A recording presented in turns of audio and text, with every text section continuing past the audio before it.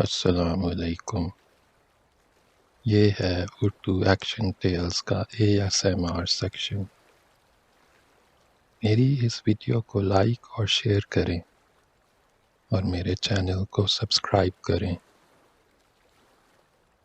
اب آپ آرام سے لیٹ جائیں اور آنکھیں بند کر کے فرانز کافکا کے افسانوں کو سنیں۔ مجھے امید ہے کہ آپ کو یہ سن کر سکون کی نیند آئے گی انشاءاللہ۔ پہلا افسانہ، شکاری کریکس۔ بندرگاہ کی دیوار پر دو لڑکے بیٹھے ہوئے پانسے سے کھیل رہے تھے۔ تاریخی یادگار کی سیڑھیوں پر بیٹھا ایک شخص اخبار پڑھ رہا تھا اور اس سورما کے سائے میں سستا رہا تھا جو تلوار علم کیے ہوئے تھا۔ ایک لڑکی چشمے سے بالٹی بھر رہی تھی۔ ایک پھل والا اپنی ترازو کے پاس لیٹا سمندر کو گھور رہا تھا۔ ایک کیفے کی کھلی ہوئی کھڑکی اور دروازے میں سے دو آدمی کیفے کے اس سرے پر شراب پیتے دیکھے جا سکتے تھے۔ کیفے کا مالک سامنے ہی میز کے پیچھے بیٹھا تھا اور اونگھ رہا تھا۔ ایک بادبانی جہاز چھوٹی سی بندرگاہ کی طرف ایسی خاموشی کے ساتھ بڑھتا چلا آ رہا تھا جیسے کوئی غیر مرئی شے اسے پانی کے اوپر چلا رہی ہو۔ نیلی وردی پہنے ہوئے ایک شخص جہاز سے اتر کر کنارے پر آیا اور ایک حلقے میں سے جہاز کی رسی گزار کر کھینچنے لگا۔ اس جہاز والے کے پیچھے پیچھے دو اور آدمی سنہرے بٹنوں والے سیاہ کوٹ پہنے ہوئے ایک ارتھی لیے ہوئے چل رہے تھے جس پر پڑے ہوئے ریشمی چھینٹ کے جالر دار کپڑے کے نیچے کوئی آدمی لیٹا ہوا معلوم ہوتا تھا۔ گھاٹ پر کسی نے بھی ان نوواردوں کی طرف کوئی دھیان نہیں دیا، حتیٰ کہ جب انہوں نے جہاز والے کے انتظار میں جو ابھی تک رسی سے الجھا ہوا تھا ارتھی زمین پر رکھ دی، تب بھی کوئی ان کی طرف نہیں بڑھا۔ کسی نے ان سے کوئی سوال نہیں کیا، کسی نے ایک بار بھی ان کی طرف استفہامی نظروں سے نہیں دیکھا۔ جہاز والے کو ایک عورت کی وجہ سے مزید رکنا پڑا جو ایک بچے کو چھاتی سے لگائے بال کھولے ہوئے اب عرشے پر نظر آ رہی تھی۔ پھر وہ آگے بڑھا اور اس نے ایک زردی مائل رنگ کے 2 منزلہ مکان کی طرف اشارہ کیا جو سمندر کے کنارے بائیں طرف ڈھلوان پر بنا ہوا تھا۔ ارتھی والوں نے اپنا بار اٹھایا اور اس کو نیچے نیچے مگر شاندار کھمبوں والے دروازے پر لے گئے۔ ایک چھوٹے سے لڑکے نے عین اس موقع پر ایک کھڑکی کھول کر اس جماعت کو مکان کے اندر غائب ہوتے دیکھا، پھر جلدی سے کھڑکی بند کر دی۔ اب دروازہ بھی بند تھا۔ یہ سیاہ شاہ بلوط کا بہت مضبوط بنا ہوا دروازہ تھا۔ فاختاؤں کی ایک ٹکڑی جو گرجا گھر کے گھنٹے کے گرد چکر لگا رہی تھی مکان کے سامنے سڑک پر اتر آئی۔ فاختائیں دروازے کے آگے اس طرح اکٹھی ہو گئیں جیسے ان کے راتب مکان کے اندر ہو۔ ان میں سے ایک اڑ کر مکان کی پہلی منزل پر پہنچی اور کھڑکی کے ایک شیشے پر ٹھونگے مارنے لگی۔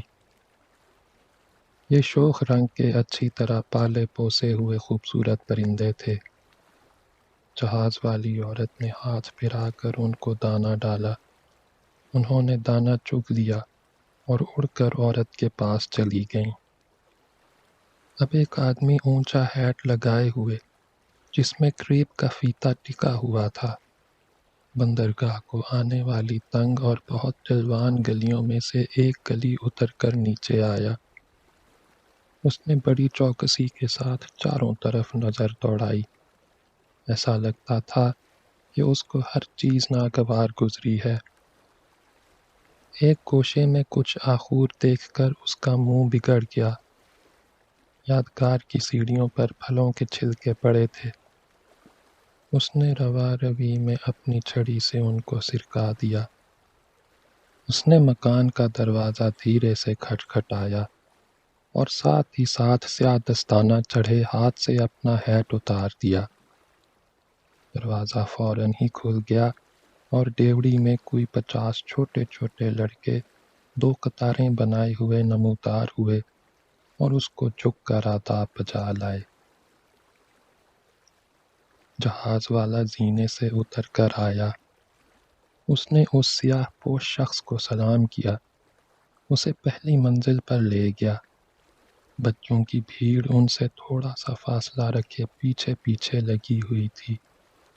صحن کے چاروں طرف بنے ہوئے روشن آور پرشکوہ برآمدے میں سے ہوتے ہوئے وہ دونوں عقبی رخ ایک سرد کشادہ کمرے میں داخل ہوئے، جس کی کھڑکی میں سے پتھر کی ایک سیاہی مائل ننگی دیوار کے سوا کوئی عمارت نظر نہیں آتی تھی۔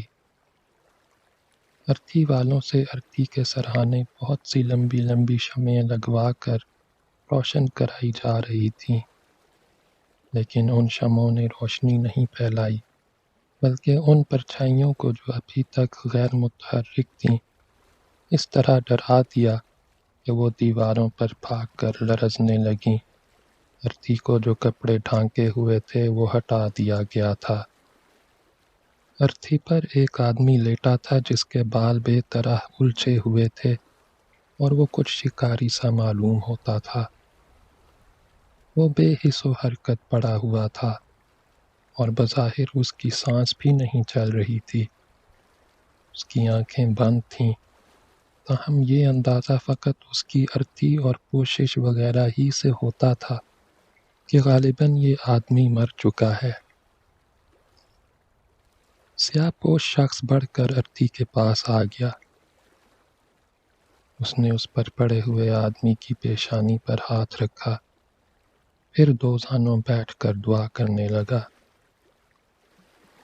جہاز والے نے ارتھی والوں کو کمرے سے نکل جانے کا اشارہ کیا۔ وہ باہر نکل گئے۔ انہوں نے لڑکوں کو جو باہر بھیڑ لگائے ہوئے تھے بھگایا اور دروازہ بند کر دیا، مگر اس سے بھی سیاہ پوش شخص مطمئن نہیں معلوم ہوتا تھا۔ اس نے کنکھیوں سے جہاز والے کی طرف دیکھا۔ جہاز والا سمجھ گیا اور پہلو کے ایک دروازے سے ہو کر دوسرے کمرے میں غائب ہو گیا۔ اچانک ارتھی پر پڑے ہوئے آدمی نے آنکھیں کھول دیں۔ اس نے بڑی مشکل سے اپنا چہرہ سیاہ پوش شخص کی طرف گھمایا اور پوچھا، تم کون ہو؟ ذرا بھی تعجب کا اظہار کیے بغیر سیاہ پوش شخص بیٹھے سے اٹھ کر کھڑا ہو گیا اور بولا، ریوا کا پرکو ماسٹر۔ ارتھی پر کے آدمی نے سر کو جنبش دی، بازو کی ہلکی سی حرکت سے ایک کرسی کی طرف اشارہ کیا اور برکو ماسٹر کے بیٹھ جانے کے بعد بولا، یہ تو مجھے معلوم ہی تھا برکو ماسٹر، لیکن ہوش میں آنے کے فوراً بعد چند لمحوں تک مجھے کبھی کچھ نہیں یاد آ پاتا۔ ہر چیز میری آنکھوں کے سامنے چکرانے لگتی ہے، اور بہتر یہی ہوتا ہے کہ جو کچھ مجھ کو معلوم ہو اس کے بارے میں بھی دریافت کر لوں۔ تم بھی شاید جانتے ہو کہ میں شکاری گریکس ہوں۔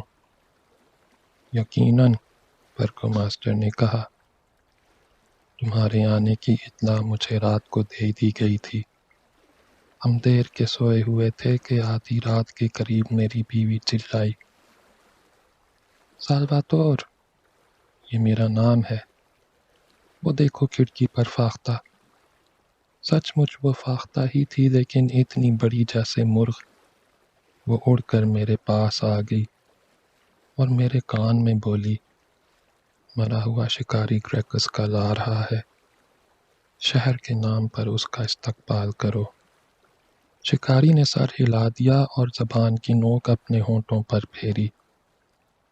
ہاں، فاختائیں مجھ سے پہلے ہی اڑ کر یہاں چلی آئیں، لیکن برکو ماسٹر، کیا تم سمجھتے ہو کہ میں ریوا ہی میں رہوں گا؟ یہ تو میں ابھی نہیں کہہ سکتا، برگو ماسٹر نے جواب دیا۔ کیا تم مرے ہوئے ہو؟ ہاں، شکاری بولا، جیسا کہ تم دیکھ ہی رہے ہو۔ برسوں ہوئے، ہاں، یہ 100 برس پہلے کی بات ہوگی۔ میں کالے جنگل میں، یعنی جرمنی میں، سانبھر کا شکار کھیلتے ہوئے ایک کی غار پر سے نیچے گر پڑا تھا۔ تب سے میں مرا ہوا ہوں۔ لیکن تم زندہ بھی تو ہو، برگو ماسٹر نے کہا۔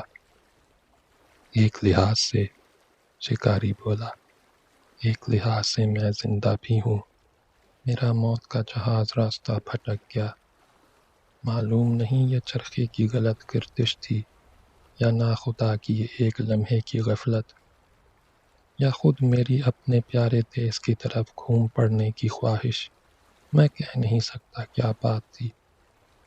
میں تو بس اتنا جانتا ہوں کہ میں دنیا ہی میں پڑا رہ گیا، اور اس وقت سے اب تک میرا جہاز عرضی سمندروں کو کھنگال چکا ہے۔ تو میں، جس کو اپنے کوہساروں کے درمیان رہنے سے بڑھ کر کچھ پسند نہیں تھا، مرنے کے بعد سے دنیا کی تمام سرزمینوں کا سفر کرتا پھرتا ہوں۔ اور دوسری دنیا سے تمہیں کوئی واسطہ نہیں؟ برگو ماسٹر نے بھویں سکھیڑ کر پوچھا۔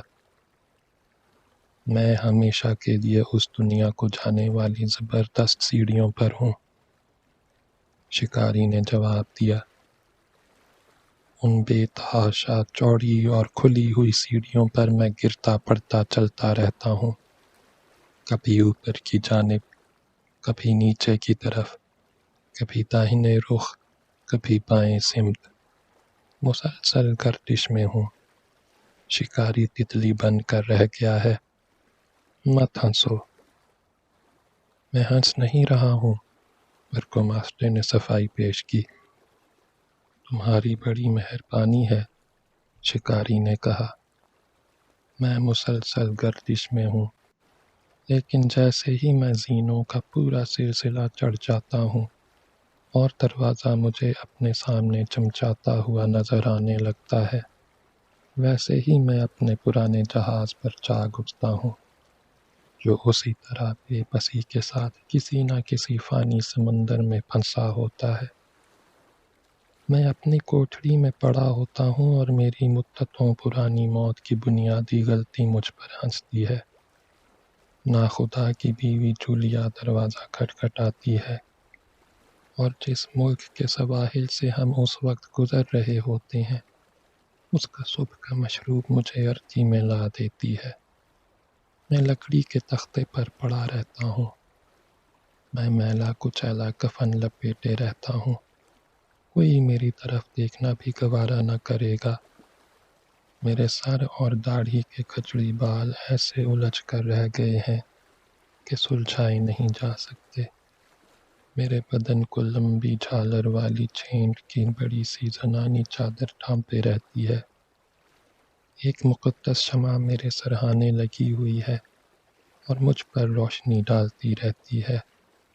میرے سامنے والی دیوار پر ایک چھوٹی سی تصویر ہے، بظاہر کسی قدیم وحشی نسل کے انسان کی، جو مجھ پر اپنا نیزہ تانے اور خود کو ایک خوبصورت رنگی ہوئی ڈھال کے پیچھے جہاں تک چھپ سکتا ہے چھپائے ہوئے ہے۔ جہاز کی سواری میں آدمی اکثر پوچھ قسم کے تصورات کا شکار ہو جاتا ہے، لیکن یہ ان سب میں پوچھ ترین ہے۔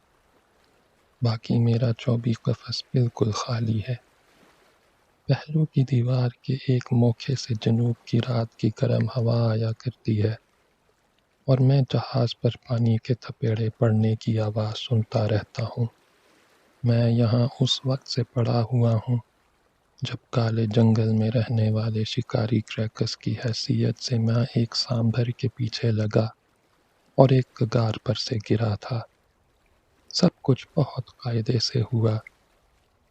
میں نے تعاقب کیا، میں گرا، ایک کھڈ میں میرا خون نکل گیا، میں مر گیا، اور چاہیے تھا کہ یہ جہاز مجھے دوسری دنیا میں لے جاتا۔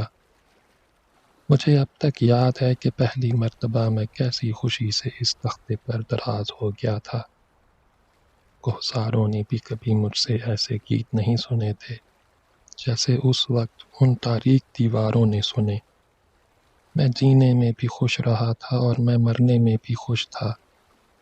جہاز پر سوار ہونے سے پہلے اپنا تمام فضول بوجھ، سارے کارتوس، تھیلا اور اپنی شکاری رائفل جسے میں بڑے فخر کے ساتھ لے کر چلتا تھا، سب اتار پھینکا تھا، اور میں اپنے کفن میں یوں ملبوس ہوا تھا جیسے کوئی دوشیزہ اپنے عروسی لباس میں۔ میں لیٹ گیا اور انتظار کرنے لگا، تب وہ سانحہ ہو گیا۔ ہولناک مقدر، برگو ماسٹر نے مدافعانہ انداز میں ہاتھ اٹھا کر کہا، اور اس میں تمہارے سر کوئی الزام نہیں؟ کوئی نہیں، شکاری نے کہا، میں ایک شکاری تھا، اس میں کوئی گناہ تھا؟ شکاری کی حیثیت سے کالے جنگل میں جہاں ابھی تک بھیڑیے موجود تھے، میں اپنے پیشے کے تقاضوں کو پورا کرتا تھا۔ میں گھاٹ میں بیٹھتا تھا، نشانہ لگاتا تھا، اپنے شکار کو مار دیتا تھا، شکار کی کھال اتارتا تھا، اور اس میں کوئی گناہ تھا؟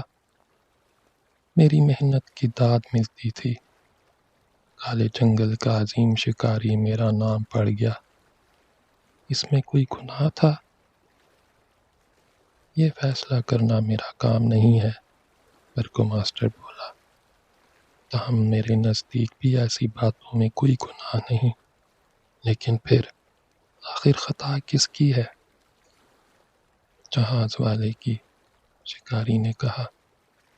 جو کچھ میں یہاں کہہ رہا ہوں کوئی اسے پڑھے گا نہیں، کوئی میری مدد کو آئے گا نہیں، حتیٰ کہ اگر تمام خلقت کو میری مدد پر مقرر کر دیا جائے، تب بھی ہر دروازہ اور ہر کھڑکی بند پڑی رہے، اور ہر ایک اپنے بستر میں گھس جائے اور سر سے چادر تان لے، ساری دنیا ایک شب سرائے بن جائے، اور بات سمجھ میں آنے والی ہے، اس لیے کہ کسی کو میرا پتہ نہیں، اور اگر کسی کو میرا پتہ ہو بھی تو اسے یہ نامعلوم ہوگا کہ میں کہاں ملوں گا، اور اگر اس کو یہ معلوم بھی ہو جائے کہ میں کہاں ملوں گا تو اس کی سمجھ میں نہ آئے گا کہ میرا کیا کیا جائے، اس کی سمجھ میں نہ آئے گا کہ میری مدد کس طرح کرے۔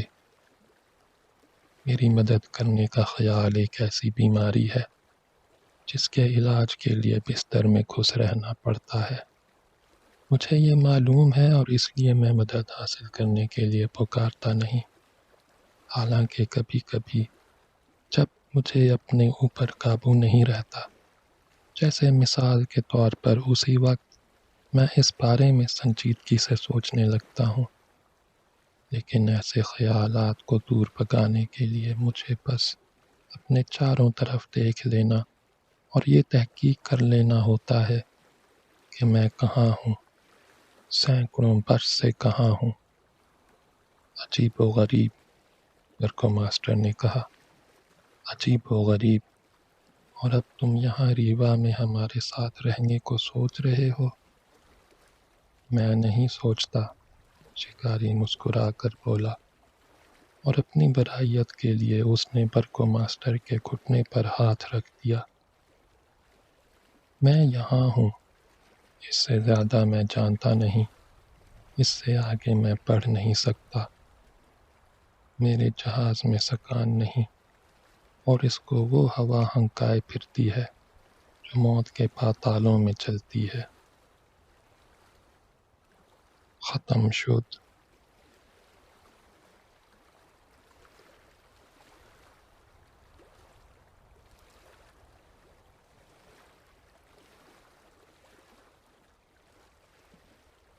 دوسرا افسانہ، گیلری میں۔ اگر سرکس میں کسی مریل مدقوق سی کرتب دکھانے والی کو کوئی کوڑا گھماتا ہوا بے درد رنگ ماسٹر کسی بد لگام گھوڑے کی پیٹھ پر بٹھا کر مجبور کرتا کہ وہ کبھی سیر نہ ہونے والے تماشائیوں کے سامنے مہینوں تک رکے بغیر چکر پر چکر لگائے جائے، گھوڑے پر زکاٹے کے ساتھ گھومتی رہے، وہ اسے اچھالتی رہے، اس کی کمر جھٹکے کھاتی رہے، اور اگر ایسا لگتا کہ یہ تماشا اکتا دینے والے مستقبل کے لاتمنا ہی راستے پر اسی طرح چلتا رہے گا اور اسی طرح آرکسٹرا گرجتا رہے گا اور ہوادان بھن بھناتے رہیں گے اور تماشائیوں کی تالیوں کا رہ رہ کے دبتا اور پھر سے ابھرتا ہوا شور کانوں میں ہتھوڑے چلاتا رہے گا، تب شاید گیلری کا کوئی نوجوان تماشائی ساری ستاروں کے زینے پھلانگتا ہوا اترتا، رنگ میں گھس جاتا اور آرکیسٹرا کے بھونپوؤں میں دم توڑتے ہوئے نغمے کے بیچ ہی میں چیخ کر کہتا، بند کرو! لیکن چونکہ ایسا نہیں ہے، ایک میت شہاب کی سی رنگت والی خوبصورت بی بی کے لیے دو نگ چڑھے وردی پوش ملازم پردے سرکاتے ہیں اور وہ ان کے درمیان سے خرامہ خرامہ نمودار ہوتی ہے۔ رنگ ماسٹر اس کی نظر پڑتے ہی معطب ہو کر کسی پالتو جانور کی سی جانشاری دکھاتا ہوا اس کی طرف لپکتا ہے، اسے اتنی آہستگی سے اٹھا کر ابلق گھوڑے پر بٹھاتا ہے جیسے وہ اس کی چہیتی پوتی ہو اور کسی خطرناک سفر پر روانہ ہو رہی ہو۔ وہ اپنے کوڑے سے سگنل دیتے ہچکچاتا ہے، بالآخر خود پر قابو حاصل کر کے گھوڑا زور سے پھٹکار دیتا ہے، گھوڑے کے ساتھ ساتھ منہ کھولے دوڑے جاتا ہے، سوار کی ہر جست پر چوکسی کے ساتھ نظر رکھتا ہے، اس کی فنی مہارت کے قریب قریب ناقابل یقین پاتا ہے، اس کو خبردار کرنے کے لیے انگریزی کے نعرے لگاتا ہے، حلقہ بردار سائنسوں کو ٹپٹ ٹپٹ کر قریب رہنے کی تاکید کرتا جاتا ہے، بڑی قلع بازی سے پہلے ہاتھ اوپر اٹھا کر آرکیسٹرا کو خاموش کراتا ہے، آخر میں ننھی بی بی کو اس کے کانپتے ہوئے گھوڑے پر سے اتارتا ہے، اس کے کلوں پر پیار کرتا ہے اور تماشائیوں کے تمام شور تحسین کو بس یوں ہی سا کافی سمجھتا ہے، اور خود وہ بی بی اس کا سہارا لے کر غبار کے بادلوں میں پنجوں کے بل کھڑی ہوئی، ہاتھ پھیلائے ہوئے اور چھوٹا سا سرہ اٹھائے ہوئے پورے سرکس کو اپنی فتح میں شریک ہونے کی دعوت دیتی ہے۔ چونکہ ایسا ہے، اس لیے گیلری کا تماشائی اپنے سامنے کے کٹہرے پر چہرہ ٹیک دیتا ہے، اختتامی موسیقی میں یوں ڈوب جاتا ہے جیسے خواب میں اور نادانستہ روتا ہے۔ ختم شد۔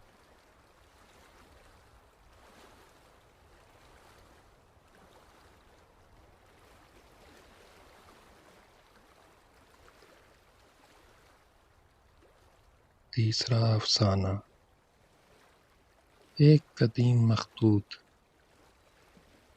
ایسا لگتا ہے کہ ہمارے ملک کے دفاعی نظام میں بہت سی کوتاہیاں رہنے دی گئی ہیں۔ اب تک ہم نے اس معاملے سے کوئی سروکار نہیں رکھا تھا اور اپنے روزمرہ کے کاموں میں لگے رہتے تھے، لیکن حال میں جو باتیں ہونے لگی ہیں انہوں نے ہمیں تنگ کرنا شروع کر دیا ہے۔ شاہی محل کے سامنے والے چوک میں میری جوتے بنانے کی دکان ہے۔ صبح کی پہلی کرن کے ساتھ چوں ہی میں دکان کھولتا ہوں، مجھے چوک کو آنے والی ہر سڑک کے ناکے پر مسلح سپاہی تعینات نظر آتے ہیں،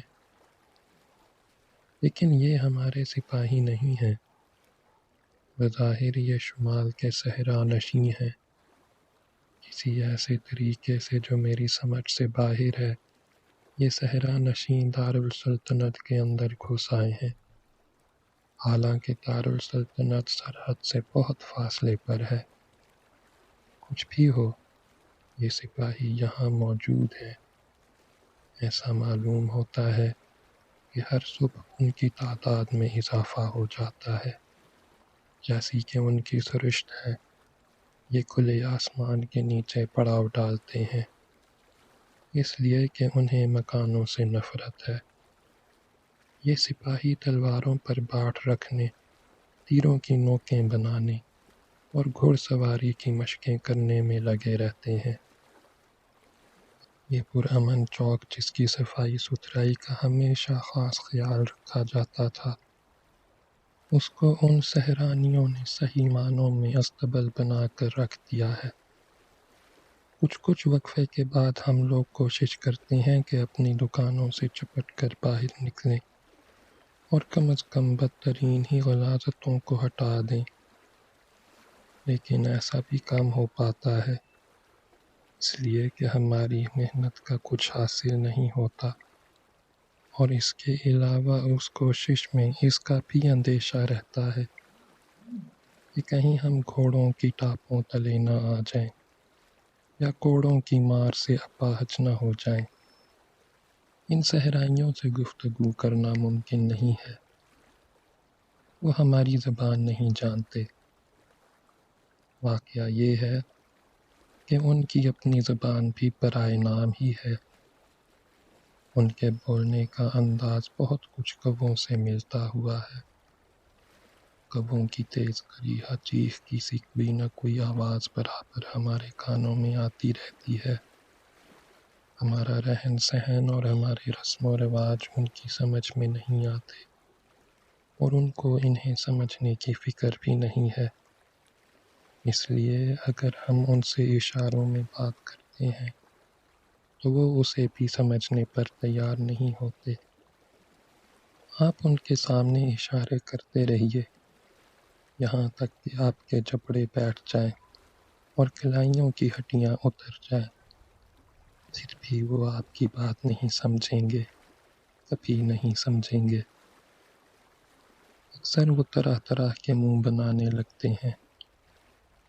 اس وقت ان کی پتلیاں پھر جاتی ہیں اور ان کے ہونٹوں پر جھاگ آ جاتا ہے، لیکن اس سے ان کی مراد کچھ نہیں ہوتی، ہم کی بھی نہیں۔ وہ ایسا بس اس لیے کرتے ہیں کہ یہی ان کی فطرت ہے۔ ان کو جس چیز کی ضرورت ہوتی ہے لے لیتے ہیں۔ آپ اس کو استحصال یا جبر بھی نہیں کہہ سکتے، بس کسی چیز پر ہاتھ رکھ دیتے ہیں اور آپ چپ چاپ وہ چیز ان کے لیے چھوڑ کر الگ ہٹ جاتے ہیں۔ میرے یہاں سے بھی وہ بہت سا بڑھیا مال لے چکے ہیں، لیکن میں اس کی شکایت بھی نہیں کر سکتا، اس لیے کہ میں دیکھتا ہوں کہ مثلاً قصاب ہی بیچارے پر کیا گزرتی ہے۔ جیسے ہی وہ گوشت لے کر آتا ہے، وحشی سارے کا سارا گوشت اس سے لپک لیتے ہیں اور دیکھتے ہی دیکھتے ہڑپ کر جاتے ہیں۔ ان کے گھوڑے بھی خوب گوشت کھاتے ہیں۔ اکثر ایسا ہوتا ہے کہ گھوڑا اور سوار دونوں برابر برابر لیتے ہیں اور گوشت کا ایک ہی لوتھڑا ایک اس سرے سے ایک اس سرے سے گھمبھوڑ رہے ہیں۔ قصاب کے اوسان گم ہیں، لیکن اس کی اتنی ہمت نہیں پڑتی کہ گوشت لانا بند کر دے۔ ہم لوگ بہرحال اس کی مشکل کو سمجھتے ہیں اور اس کے لیے کام چلانے بھر روپے کا بندوبست کر دیتے ہیں۔ اگر ان وحشیوں کو گوشت نہ ملے تو نہ جانے وہ کیا سوچیں۔ یوں بھی جبکہ ان کو روزانہ گوشت مل رہا ہے، معلوم نہیں وہ کیا سوچتے ہوں۔ ابھی کچھ دن ہوئے قصاب کو خیال آیا کہ اور کچھ نہیں تو جانور کاٹنے ہی کے جھنجھٹ سے چھٹکارا پا لیا جائے۔ چنانچہ ایک صبح وہ ایک زندہ بیل لے آیا، لیکن ایسا کرنے کی جرات وہ پھر کبھی نہ کرے گا۔ میں اپنے سارے کپڑوں، کمبلوں، گدوں میں سر دیے دکان کے اندر فرش پر پورے 1 گھنٹے تک پڑا رہا تھا، محض اس لیے کہ مجھے مرتے ہوئے بیل کا ٹکرانا نہ سنائی دے۔ جس پر وحشی ہر طرف سے ٹوٹے پڑ رہے تھے اور اس کا چیتا گوشت دانتوں سے نوچ نوچ کر کھا رہے تھے۔ خاموشی ہو جانے کے بہت دیر بعد میں باہر آنے کی ہمت کر سکا۔ وہ سب کے سب چھک کر بیل کے ڈھانچے کے ارد گرد پڑے ہوئے تھے، جیسے شراب کے پیسے کے گرد شرابی۔ یہی وہ موقع تھا جب مجھے خیال سا ہوا کہ میں نے حقیقتاً بادشاہ سلامت کو محل کے ایک دریچے میں کھڑے دیکھا ہے۔ عام طور پر وہ محل کے اندر والے باغ میں گزارتے ہیں، لیکن اس موقع پر وہ ایک دریچے میں کھڑے ہوئے تھے، یا کم از کم مجھ کو ایسا ہی لگا، اور سر جھکائے دیکھ رہے تھے کہ ان کے محل کے سامنے کیا ہو رہا ہے۔ آخر ہونا کیا ہے؟ ہم سب خود سے پوچھتے ہیں۔ ہم کب تک یہ بوجھ اور اذیت اٹھا سکتے ہیں؟ شہنشاہ کے محل نے ان وحشیوں کو یہاں کھینچ بلایا ہے، لیکن اب اس کی سمجھ میں نہیں آ رہا کہ ان کو واپس کیوں کر بھگایا جائے۔ پھاٹک بند پڑا ہے۔ فوجی محافظ جو ہمیشہ اوپچی بن کر باہر نکلا کرتے تھے، اب سلاخوں دار کھڑکیوں کے پیچھے رہتے ہیں۔ ملک کی حفاظت ہم کاریگروں اور بیوپاریوں پر چھوڑ دی گئی ہے، لیکن یہ کام ہمارے بس کا نہیں ہے، نہ کبھی ہم نے اس کی اہلیت کا دعویٰ کیا۔ یہ کوئی نہ کوئی غلط فہمی ہے، اور یہی ہم کو تباہ کر کے رہے گی۔ ختم شد۔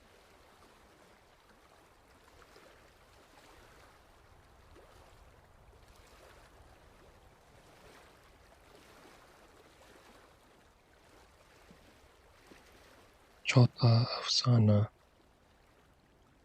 پاس سے گزرنے والے۔ جب آپ رات کو کسی سڑک پر ٹہلنے کے لیے نکلتے ہیں اور خاصے فاصلے پر سے دکھائی دیتا ہوا، اس لیے کہ سڑک پہاڑی کو جا رہی ہے اور پورا چاند نکلا ہوا ہے، ایک آدمی دوڑتا ہوا آپ کی سمت آتا ہے، تو آپ اسے پکڑ نہیں لیتے۔ اگر وہ کوئی ناتواں شکستہ حال انسان ہے تب بھی نہیں۔ اگر کوئی اس کے پیچھے شور مچاتا ہوا دوڑ رہا ہے تب بھی نہیں۔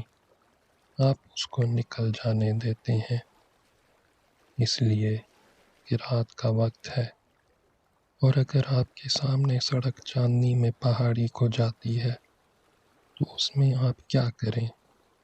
اور علاوہ بری ہو سکتا ہے کہ ان دونوں نے یہ بھاگ دوڑ محض تفریحاً شروع کی ہو، یا شاید وہ دونوں مل کر کسی تیسرے کا پیچھا کر رہے ہوں۔ شاید پہلا والا آدمی بے قصور ہو اور دوسرا والا اس کو قتل کرنا چاہتا ہو، اور آپ اس کی اعانت کر بیٹھیں۔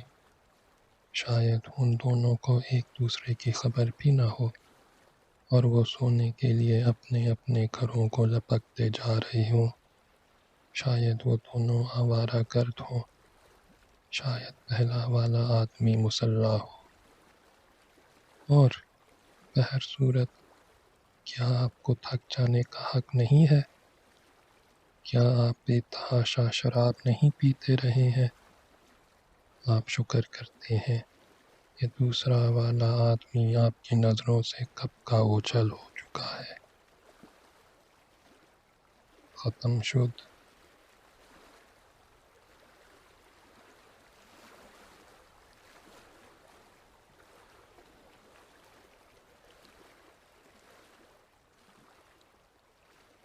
پانچواں افسانہ، خانہ دار کی پریشانیاں۔ کچھ لوگوں کا کہنا ہے کہ اودرادک اصلاً سلافی زبان کا لفظ ہے، اور اسی بنیاد پر وہ اس کی تعویل کرنے کی کوشش کرتے ہیں۔ دوسری طرف بعض لوگوں کا عقیدہ ہے کہ اس کی اصل جرمن ہے، اور سلافی زبان کا اس پر صرف اثر پڑا ہے۔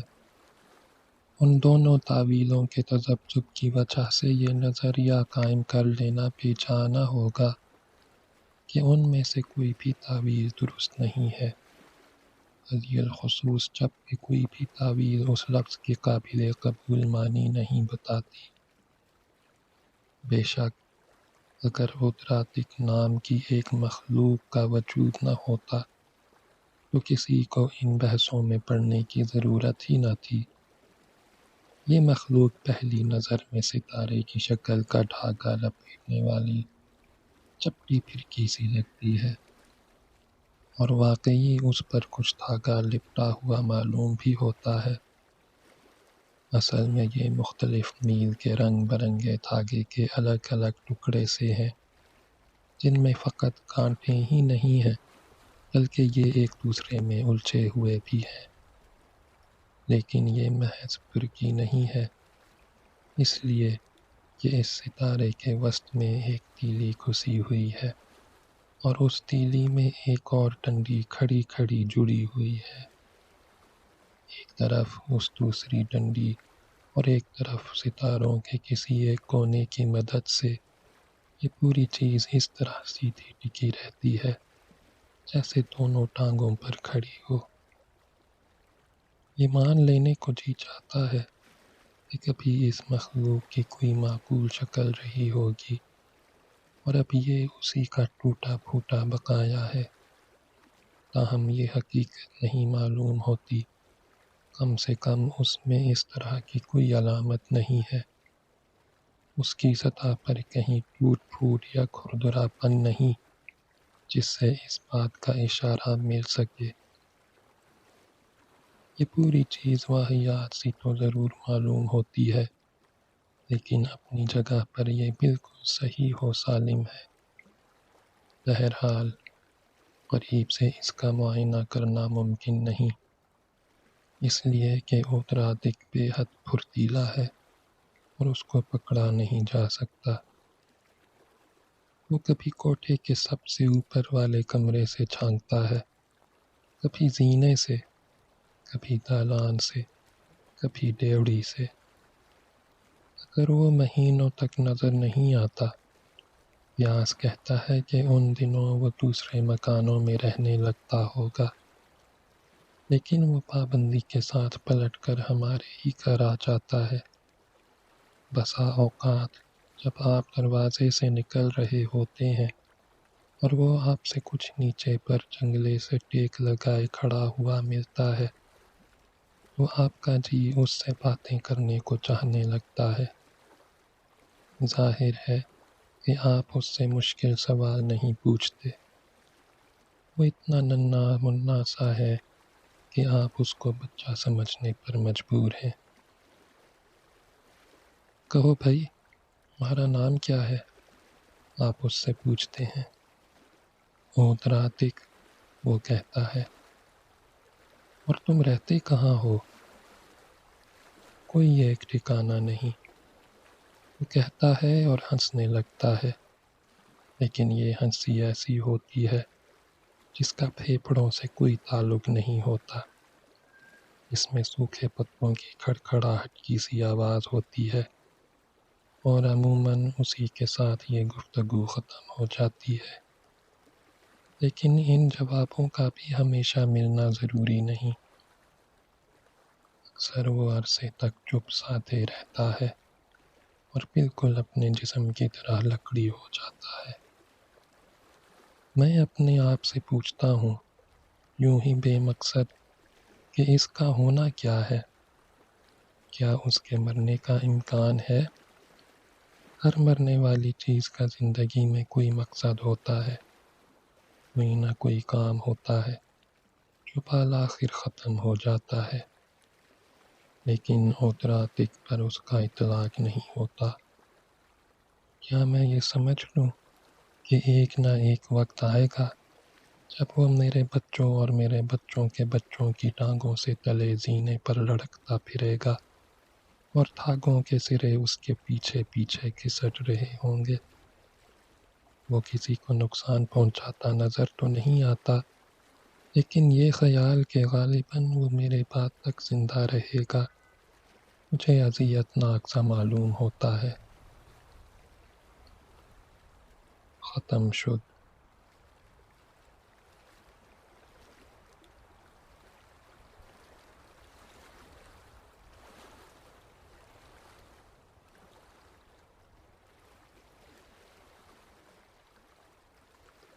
چھٹا افسانہ، بے خیالی میں کھڑکی سے دیکھنا۔ آخر یہ بہار کے دن جو سر پر چلے آ رہے ہیں، ہم ان کا کیا کریں؟ آج سویرے سویرے آسمان کا رنگ مٹیالا تھا، لیکن اب اگر آپ کھڑکی پر جاتے ہیں تو آپ کو تعجب ہوتا ہے اور آپ دریچے کے کھٹکے پر اپنا رخسار رکھ دیتے ہیں۔ سورج ڈوب چلا ہے، لیکن نیچے وہ آپ کو ایک ننھی بچی کا چہرہ دمکاتا نظر آتا ہے جو ادھر ادھر دیکھتی ہوئی گھوم رہی ہے، اور ٹھیک اسی وقت آپ پیچھے سے اس کی طرف بڑھتے ہوئے ایک آدمی کی پرچھائی سے اس کو گہناتے دیکھتے ہیں، اور پھر آدمی آگے نکل جاتا ہے اور ننھی بچی کا چہرہ دمک اٹھتا ہے۔ ختم شد۔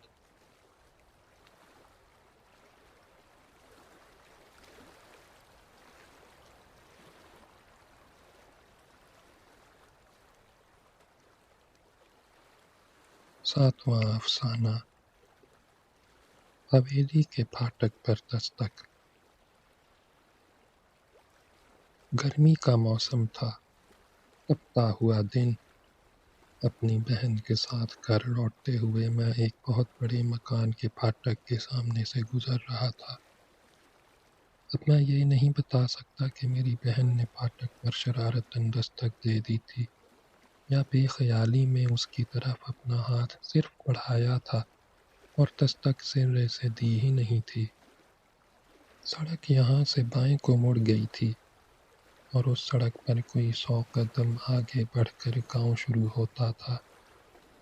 ہم اس سے اچھی طرح واقف نہیں تھے، لیکن ابھی ہم گاؤں کے پہلے مکان سے آگے نکلے ہی تھے کہ لوگ سامنے آ کر دوستانہ یا خبردار کرنے کے انداز میں ہمیں اشارے کرنے لگے۔ وہ خود بھی سہمے ہوئے نظر آ رہے تھے، تو اس کی طرف اشارہ کرتے اور یہ جتاتے تھے کہ ہم نے اس کے پھاٹک پر دستک دے دی ہے۔ حویلی کا مالک ہم پر یہی جرم عائد کرے گا، جس کی تفتیش فوراً شروع ہو جائے گی۔ میں نے اپنے اوسان بحال رکھے اور اپنی بہن کو بھی دلاسا دینے کی کوشش کرنے لگا۔ اول تو اس نے پھاٹک پر ہاتھ مارا ہی نہیں تھا، اور اگر مارا بھی تو اسے کبھی ثابت نہیں کیا جا سکتا۔ یہ بات میں نے اپنے چاروں طرف کھڑے ہوئے لوگوں کو بھی سمجھانا چاہی۔ انہوں نے میری بات سن تو لی، مگر اس پر کوئی رائے ظاہر کرنے سے اعتراض کیا۔ پھر انہوں نے مجھے بتایا کہ صرف میری بہن ہی پر نہیں، بلکہ اس کے بھائی کی حیثیت سے مجھ پر بھی جرم عائد کیا جائے گا۔ میں سر جھٹک کر مسکرا دیا۔ ہم سب مڑ کر حویلی کی طرف یوں دیکھنے لگے جیسے کوئی دور پر دھوئیں کا بادل دیکھے اور اس میں سے شعلے بھڑک اٹھنے کا انتظار کرے۔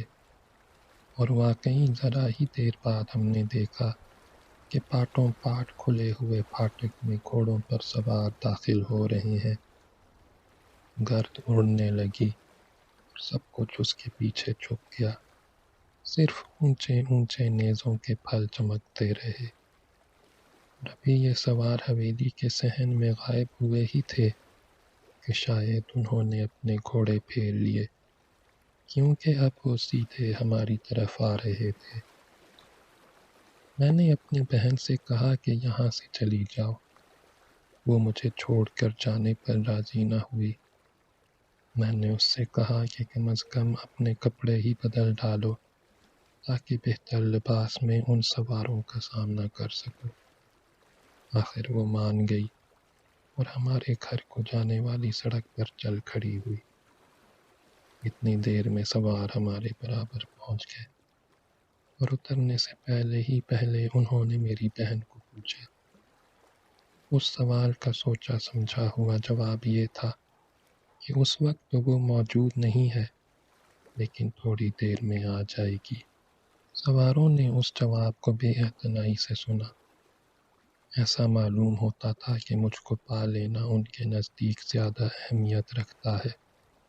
ایک چاقو چوبند نوجوان جو منصف تھا اور اس کا خاموش طبع نائب جس کا نام عثمان تھا، یہ دونوں بظاہر اس دستے کے سربراہ تھے۔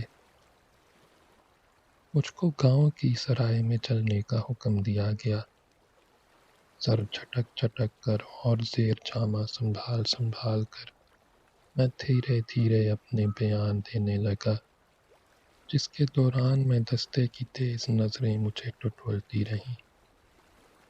مجھ کو ابھی تک یقین سا تھا کہ شہر کا باشندہ اور عزت دار ہونے کی بنا پر مجھے دیہاتیوں کی اس جماعت سے چھٹکارا دلانے کے لیے چند الفاظ کافی ہوں گے، لیکن جب میں نے سرائی کی دہلیز پر پاؤں رکھا تو منصف جو پہلے ہی سے وہاں پہنچ کر میرا انتظار کر رہا تھا بولا، واقعی مجھے اس شخص کی حالت پر افسوس ہے، اور اس میں شبے کی کوئی گنجائش نہیں کہ اس سے اس کی مراد میری موجودہ حالت نہیں بلکہ کوئی ایسی بات تھی جو مجھے پیش آنے والی تھی۔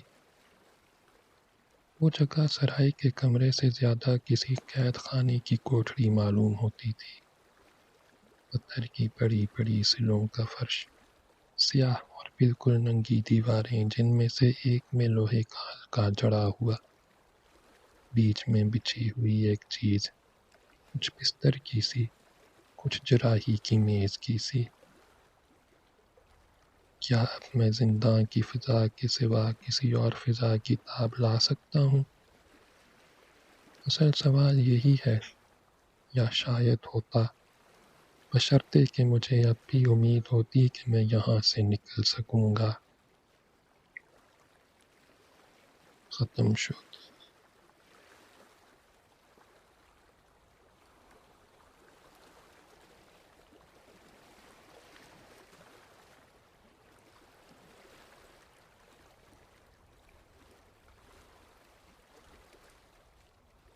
8واں افسانہ، گل۔ میں سردی سے اکڑ گیا تھا۔ میں ایک پل تھا۔ میں ایک درے پر پڑا ہوا تھا۔ میرے پیر درے کے ایک طرف تھے، ہاتھوں کی انگلیاں دوسری طرف جمی ہوئی تھیں۔ میں نے اپنے آپ کو بھری بھری مٹی میں مضبوطی کے ساتھ بھینچ رکھا تھا۔ میرے دونوں پہلوؤں پر میرے کوٹ کے دامن پھڑپھڑا رہے تھے۔ نیچے بہت دور پر مچھلیوں سے بھرا ہوا برفیلا چشمہ غرا رہا تھا۔ اس ناقابل گزر بلندی تک کوئی مسافر بھٹک کر نہیں آتا تھا۔ ابھی پل کسی نقشے میں پایا بھی نہیں جاتا تھا، اس لیے میں پڑا تھا اور انتظار کر رہا تھا۔ میں انتظار ہی کر سکتا تھا۔ ایک بار بن جانے کے بعد کسی بھی پل کو بنے رہنے کے سوا چارہ نہیں، تا وقت کہ وہ گر نہ جائے۔ یہ ایک دن قریب شام کا ذکر ہے۔ وہ پہلی شام تھی یا وہ 1000ویں شام تھی، میں کہہ نہیں سکتا۔ میرے خیالات ہمیشہ پراگندہ اور ایک دائرے میں گھومتے رہتے تھے۔ یہ گرمیوں کے موسم میں قریب شام کا ذکر ہے۔ چشمے کی غراہٹ بڑھ گئی تھی۔ اس وقت میں نے انسانی قدموں کی آہٹ سنی، میری طرف آتی ہوئی، میری طرف آتی ہوئی۔ پل، مسافر جو تمہارے حوالے کیا جا رہا ہے، اس کو سنبھالنے کے لیے استوار ہو جاؤ۔ بے جنگلے کی منڈیرو، تیار رہو۔ اگر اس کے قدم بہکیں تو خاموشی سے انہیں ہموار کر دو۔ اگر وہ گرنے لگے تو دکھا دو کہ تم کیا ہو اور کسی کوہستانی دیوتا کی طرح اسے زمین کی طرف اچھال دو۔ وہ آ گیا۔ اس نے اپنے عصا کی فولادی نوک سے مجھے کھٹکھٹایا۔ اس نے اپنے عصا کی نوک سے میرے کوٹ کے دامنوں کو اٹھایا اور درست کر دیا۔ اس نے اپنے عصا کی نوک میرے کھنیرے بالوں میں ڈال اور دیر تک وہیں رہنے دی۔ वहशत ज़दा होकर चारों तरफ देखते वक्त वो यकीनन मुझको फरामोश कर चुका था। लेकिन जब मैं पहाड़ और वादी में उसके भटकते हुए ख़यालात का पीछा कर रहा था तो अचानक वो दोनों पैरों से उछला और मेरे बदन के बीचों बीच में कूद पड़ा। मैं दर्द की टीस से तर्रा कर रह गया। वो क्या था? कोई बच्चा? कोई ख्वाब? कोई राहगीर? कोई खुदकशी करने वाला? कोई फरेबी? कोई तखरीबकार? और उसे देखने के लिए मैं घूम पड़ा। पुल का घूम पड़ना। अभी मैं पूरी तरह घूमने भी न पाया था कि गिरने लगा। मैं गिर गया और दम भर में उन नुकीली चट्टानों ने छींट छींट कर मेरे चीथड़े उड़ा दिए, जो बहते पानी से मुंह निकाले हर वक्त चुपचाप मुझे तकती रहती थी। खत्म शुद।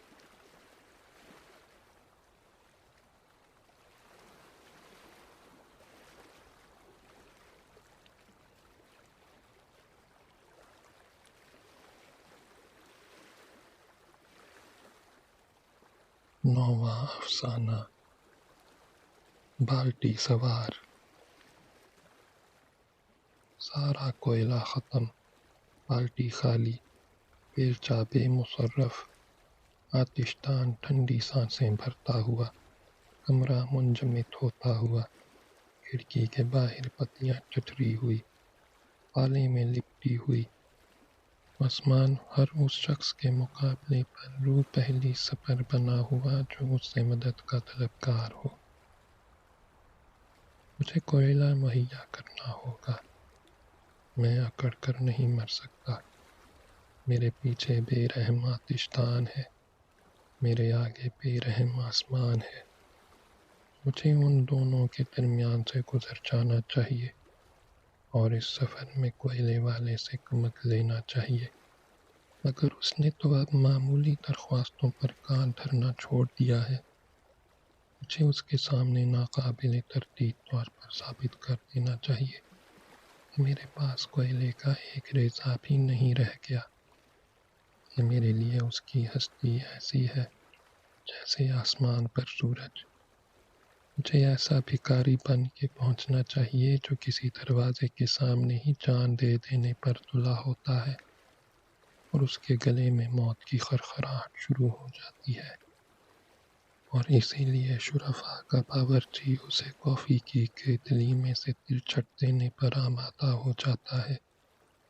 बिल्कुल इसी तरह ये भी होना चाहिए कि कोयले वाला गुस्से में भर जाने के बावजूद, जो किसी की जान नहीं लेगा कि मुक़द्दस हुक्म का पास करते हुए एक बेलचा भर कोयला मेरी बाल्टी में फेंक दे। वहाँ मेरे पहुँचने का ढंग ऐसा मालूम होना चाहिए जो मामला तय ही कर दे। इसलिए मैं बाल्टी पर सवार होकर निकलता हूँ। बाल्टी पर बैठा हुआ, हाथ बाल्टी के कुंडे पर जो लगाम की सादा तरीन किस्म है।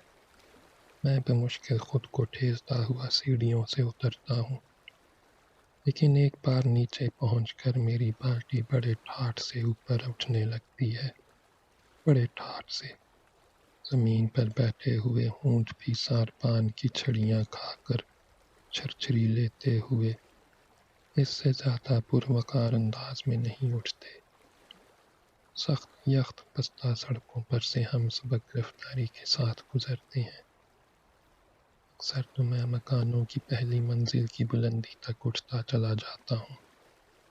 मैं दरवाज़ों की बस्ती तक कभी नहीं उतरता और आखिरकार मैं कोयले वाले के मेहराबी छत से ढके हुए तहखाने की गैर मामूली बुलंदी तक तैर आता हूँ। दुकानदार को मैं देखता हूँ कि मेज़ के सामने सुकड़ा हुआ बैठा कुछ लिख रहा है। उसने फाजिल गर्मी को निकालने के लिए दरवाज़ा खोल रखा है। कोयले वाले, मैं पुकारता हूँ। कहर ने मेरी आवाज़ खोखली कर दी है और मेरी सांस के बनाए हुए बादल ने उसे ढांप रखा है। कोयले वाले, मेहरबानी करके मुझे थोड़ा सा कोयला दे दो। میری بالٹی اتنی ہلکی ہو چکی ہے کہ میں اس پر سواری کر سکتا ہوں۔ مہربانی کرو، جب بھی مجھ سے ہو سکا میں تمہیں قیمت ادا کر دوں گا۔ دکاندار اپنے ایک کان پر ہاتھ رکھتا ہے۔ کیا مجھے ٹھیک سنائی دے رہا ہے؟ وہ پیچھے بیٹھی ہوئی اپنی بیوی سے پوچھتا ہے۔ کیا مجھے ٹھیک سنائی دے رہا ہے؟ کوئی گاہک؟ مجھے تو کچھ بھی سنائی نہیں دیتا، اس کی بیوی کہتی ہے۔ بنائی کرتے ہوئے وہ سکون کے ساتھ سانسیں بھر رہی ہے۔ آگ اس کی پیٹھ کو بڑے مزے میں سینک رہی ہے۔ ہاں ہاں، سنو تو صحیح، میں چلاتا ہوں۔ یہ میں ہی ہوں، پرانا گاہک، سچا اور کھرا گاہک، البتہ اس وقت محتاج ہوں۔ بیوی، کوئلے والا کہتا ہے۔ کوئی ہے؟ بالکل ہے، میرے کان اتنا دھوکہ تھوڑی دے سکتے ہیں۔ ضرور کوئی پرانا گاہک ہے، کوئی بہت پرانا گاہک جو مجھ سے اس طرح منت کر رہا ہے۔ کیوں پریشان ہو رہے ہو پہلے آدمی؟ اس کی بیوی ذرا دیر کے لیے کام چھوڑ کر کہتی ہے اور بنائی کا سامان اپنے سینے سے بھینچ لیتی ہے۔ کوئی بھی نہیں ہے، سڑک سونی پڑی ہے، ہمارے سب گاہکوں کو مال پہنچ چکا ہے۔ اب تو ہم کئی دن تک دکان بند کر کے آرام کر سکتے ہیں۔ لیکن میں یہاں ہوں، اوپر بیٹھا ہوں، بالٹی پر، میں چیخ کر کہتا ہوں اور بے حس جمے ہوئے آنسو میری نظروں کو دھندلا دیتے ہیں۔ خدا کے لیے ادھر اوپر دیکھو، صرف ایک بار، میں تمہیں فوراً دکھائی دے جاؤں گا۔ میں منت کرتا ہوں، صرف ایک بیلچہ بھر، اور اگر کچھ زیادہ دے دو تو خوشی سے پاگل ہو جاؤں۔ تمام دوسرے گاہکوں کو مال پہنچ چکا ہے، مجھے بالٹی میں کوئلے کی کھڑکھڑاہٹ سننے ہی بھر کو مل جاتی۔ میں آ رہا ہوں، کوئلے والا کہتا ہے، اور اپنی چھوٹی چھوٹی ٹانگوں سے تہہ خانے کی سیڑھیاں چڑھنے لگتا ہے۔ لیکن اتنے میں اس کی بیوی اس کے برابر پہنچ جاتی ہے، اس کا شانہ پکڑ کر کھینچتی ہے اور کہتی ہے، نہیں ٹھہرو تمہارا وہم نہیں جاتا تو میں خود جا کر دیکھ لیتی ہوں۔ رات کس بری طرح کھانس رہے تھے، اس کا تو خیال کرو۔ گاہک کا وہم بھی ہو جائے تو بیوی بچوں کو پھول بھال کر اپنے پھیپھڑے پھینٹ چڑھانے پر تل جاتے ہو۔ میں جا کر دیکھتی ہوں، تو اسے بتا ضرور دینا کہ ہمارے پاس کون کون سا کوئلہ موجود ہے۔ میں یہیں سے پکار پکار کر کام بولتا جاؤں گا۔ اچھا اچھا، اس کی بیوی سیڑھیاں چڑھ کر سڑک پر آتے ہوئے کہتی ہے۔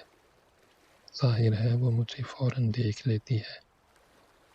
کوئلے والی، میں چلاتا ہوں، میرا سلام قبول ہو، بس ایک بیلچہ بھر کوئلہ، اسی بالٹی میں خود اسے گھر لے جاؤں گا۔ سب سے گھٹیا میں کا بس ایک بیلچہ بھر، میں پورے دام دوں گا، ظاہر ہے، مگر ابھی نہیں، ابھی نہیں۔ یہ ابھی نہیں کے الفاظ کیسے گھنٹی کی طرح بجتے ہیں، کیسے چکرا دینے والے انداز میں یہ الفاظ قریبی گرجا گھر کے مینار سے آتی ہوئی شام کے گجر کی جھنکار میں مل جاتے ہیں۔ ارے بھائی، اسے کیا چاہیے؟ دکاندار پکار کے پوچھتا ہے۔ کچھ بھی نہیں، اس کی بیوی پکار کے جواب دیتی ہے۔ یہاں کچھ بھی نہیں ہے، مجھے تو نہ کچھ دکھائی دے رہا ہے نہ سنائی دے رہا ہے۔ 6 کا گھنٹہ بج رہا ہے، بس اب دکان بند کرنا چاہیے، بلا کی سردی ہے، کل بھی کاروبار سے فرصت ملنا مشکل ہی ہے۔ اسے کچھ دکھائی نہیں دیتا، کچھ سنائی نہیں دیتا، لیکن پھر بھی وہ اپنے سینہ بند کی ڈوریاں کھولتی ہے، مجھے ہنکا دینے کے لیے سینہ بند کو ہوا میں گھماتی ہے۔ بدقسمتی سے وہ کامیاب ہو جاتی ہے۔ میری بالٹی میں عمدہ گھوڑے کی ساری خوبیاں موجود ہیں، سوا مزاحمت کی قوت کے، وہ اس میں نہیں ہے۔ میری بالٹی بہت ہلکی ہے، انہی کہ ایک عورت کا سینہ بند اسے ہوا میں اڑا سکتا ہے۔ خبیث عورت، میں جاتے جاتے چلاتا ہوں، اور وہ مڑ کر دکان میں داخل ہوتے ہوتے تحقیر اور اطمینان کے ملے جلے انداز میں مٹھی بھینچ کر ہوا میں لہراتی ہے۔ خبیث عورت، میں نے تجھ سے فقط ایک بیلچہ بھر سب سے بدتر کوئلہ مانگا، اور تو نے وہ بھی نہ دیا، اور یہ کہہ کر میں برف پوش پہاڑوں کے علاقے کی سمت پرواز کرتا ہوں اور ہمیشہ کے لیے کھو جاتا ہوں۔ ختم شد۔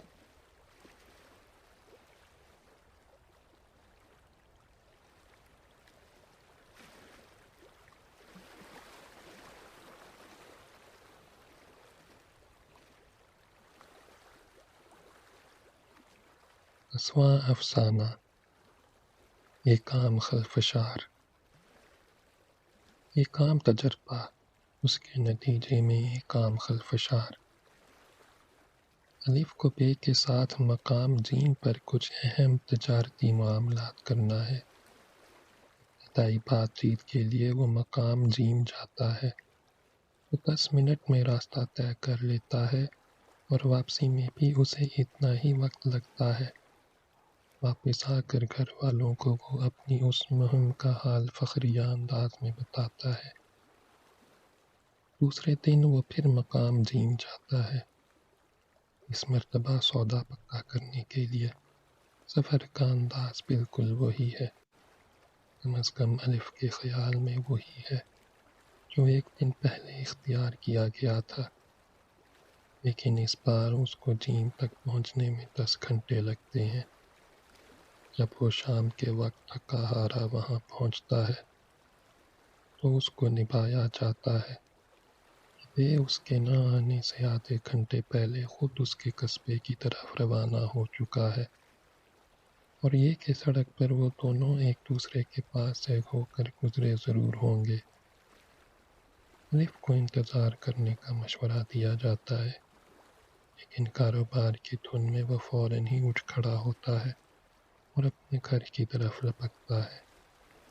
اس بار اس کا سفر 1 سیکنڈ میں طے ہو جاتا ہے، لیکن وہ خود اس بات کی طرف کوئی خاص توجہ نہیں کرتا۔ گھر پہنچ کر اسے پتہ چلتا ہے کہ بے تو بہت سویرے اس کے روانہ ہوتے ہی آ گیا تھا۔ گھر کے دروازے پر الف سے اس کی ملاقات بھی ہوئی تھی، اور اس نے معاملت کی یاد دہانی بھی کی تھی، لیکن الف نے جواب میں عدیم الفرصتی اور جانے کی جلدی کا عذر کر دیا تھا۔ بہرحال الف کے اس ناقابل فہم رویے کے باوجود بے اس کی واپسی کے انتظار میں رکا رہا تھا۔ اس نے کئی بار دریافت تو ضرور کیا کہ الف واپس لوٹا یا نہیں، تاہم وہ ابھی اوپر الف کے کمرے میں بیٹھا ہوا ہے۔ بے سے فوری ملاقات اور ہر بات کی صفائی پیش کر دینے کا موقع مل جانے پر خوشی سے نہال ہو کر الف تیزی سے زینے چڑھنے لگتا ہے۔ وہ اوپر تک آ پہنچا ہے کہ ٹھوکر کھا کر گر پڑتا ہے۔ اس کی ایک نس چڑھ جاتی ہے، اور اس وقت جب کہ تکلیف کی شدت سے اس پر غشی طاری ہو رہی ہے، وہ چیخ بھی نہیں سکتا۔ وہ اندھیرے میں صرف دھیرے دھیرے گراہ سکتا ہے۔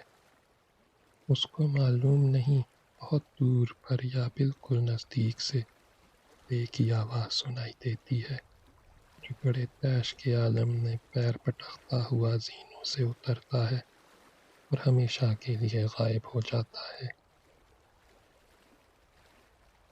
ختم شد۔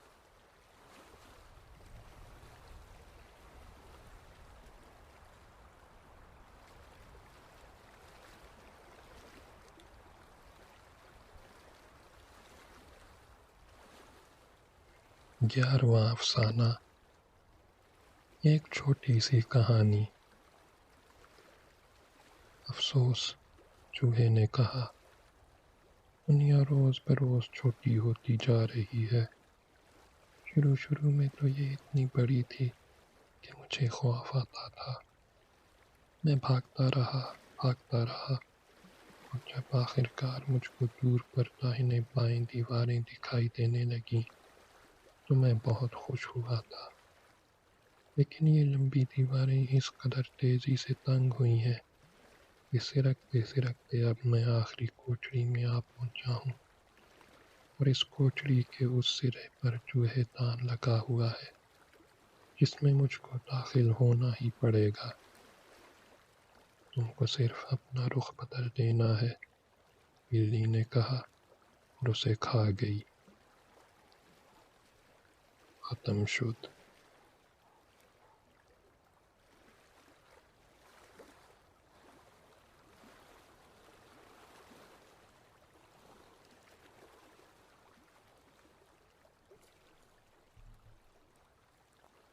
12واں افسانہ، دوغلا۔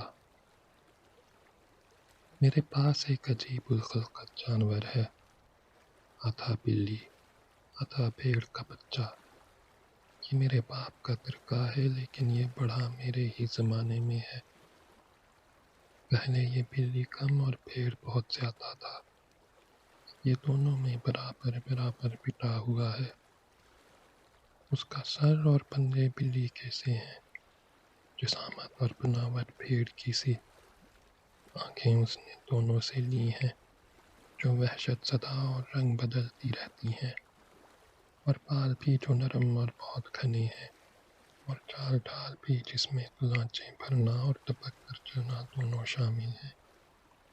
دھوپ میں یہ کھڑکی کی چوکھٹ پر کچڑی بنا پر اخر اخر کیا کرتا ہے۔ باہر میدان میں یہ باولا سا بھاگتا پھرتا ہے اور بڑی مشکل سے پکڑ میں آتا ہے۔ یہ بلیوں سے بھڑکتا ہے اور بھیڑ کے بچوں پر حملہ کرنے چلتا ہے۔ چاندنی راتوں میں اسے کھپریلوں پر گھومنا بہت پسند ہے۔ بلی کی بولی نہیں بول پاتا اور چوہوں سے گھن کھاتا ہے۔ مرغیوں کے ڈربے کے پاس یہ گھنٹوں گھات لگائے بیٹھا رہتا ہے، لیکن ابھی تک اس نے دوسرے کی جان لینے کے موقعوں کو ہاتھ سے نکل جانے دیا ہے۔ میں اس کو دودھ دیتا ہوں۔ یہ غذا اسے سب سے زیادہ راس معلوم ہوتی ہے۔ اپنے درندوں کے سے دانتوں کے درمیان سے دودھ کے لمبے لمبے گھونٹ بھرتا ہے۔ قدرتی بات ہے کہ یہ بچوں کے لیے بڑے تماشے کی چیز ہے۔ اتوار کی صبح کا وقت ان ملاقاتیوں کے لیے مخصوص ہے۔ میں اس ننھے جانور کو اپنے گھٹنوں پر لے کر بیٹھ جاتا ہوں اور پڑوس کے سارے بچے مجھے گھیر لیتے ہیں۔ پھر عجیب ترین سوال پوچھے جاتے ہیں جن کا کوئی بھی انسان جواب نہیں دے سکتا۔ ایسا جانور صرف ایک ہی کیوں ہے؟ یہ جانور دنیا بھر میں میرے ہی پاس کیوں ہے؟ کسی اور کے پاس کیوں نہیں ہے؟ کیا ایسا کوئی جانور اس سے پہلے بھی کبھی ہوا ہے؟ اور اگر یہ مر گیا تو کیا ہوگا؟ اکیلے اس کا دل تو نہیں گھبراتا؟ اس کے بچے کیوں نہیں ہیں؟ یہ کیا کہلاتا ہے؟ وغیرہ۔ میں کبھی جواب دینے کی تکلیف نہیں کرتا، بلکہ کوئی مزید وضاحت کیے بغیر اپنے مال کی نمائش پر اکتفا کرتا ہوں۔ کبھی کبھی بچے اپنے ساتھ بلیاں لے آتے ہیں۔ ایک بار تو وہ 2 بھیڑ کے بچے اٹھا لائے، لیکن ان کی امید کے برخلاف جانوروں میں باہمی شناسائی کے کوئی آثار نہیں پائے گئے۔ چپ چاپ ایک دوسرے کو حیوانی آنکھوں سے دیکھتے رہے، اور ظاہراً انہوں نے ایک دوسرے کے وجود کو ایک خدا ساز حقیقت کی طرح تسلیم کر لیا۔ میرے گھٹنوں پر بیٹھ کر اس جانور کو نہ ڈر لگتا ہے اور نہ کسی کے پیچھے دوڑنے کی ہوس ہوتی ہے۔ سب سے زیادہ مزہ اس کو مجھ سے چمٹنے ہی میں آتا ہے۔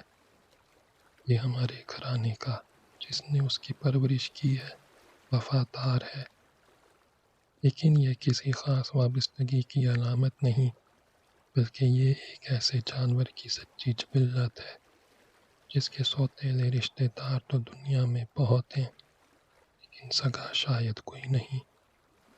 لہٰذا جو تحفظ اس کو ہمارے یہاں نصیب ہے، اسے یہ اپنے حق میں برکت سمجھتا ہے۔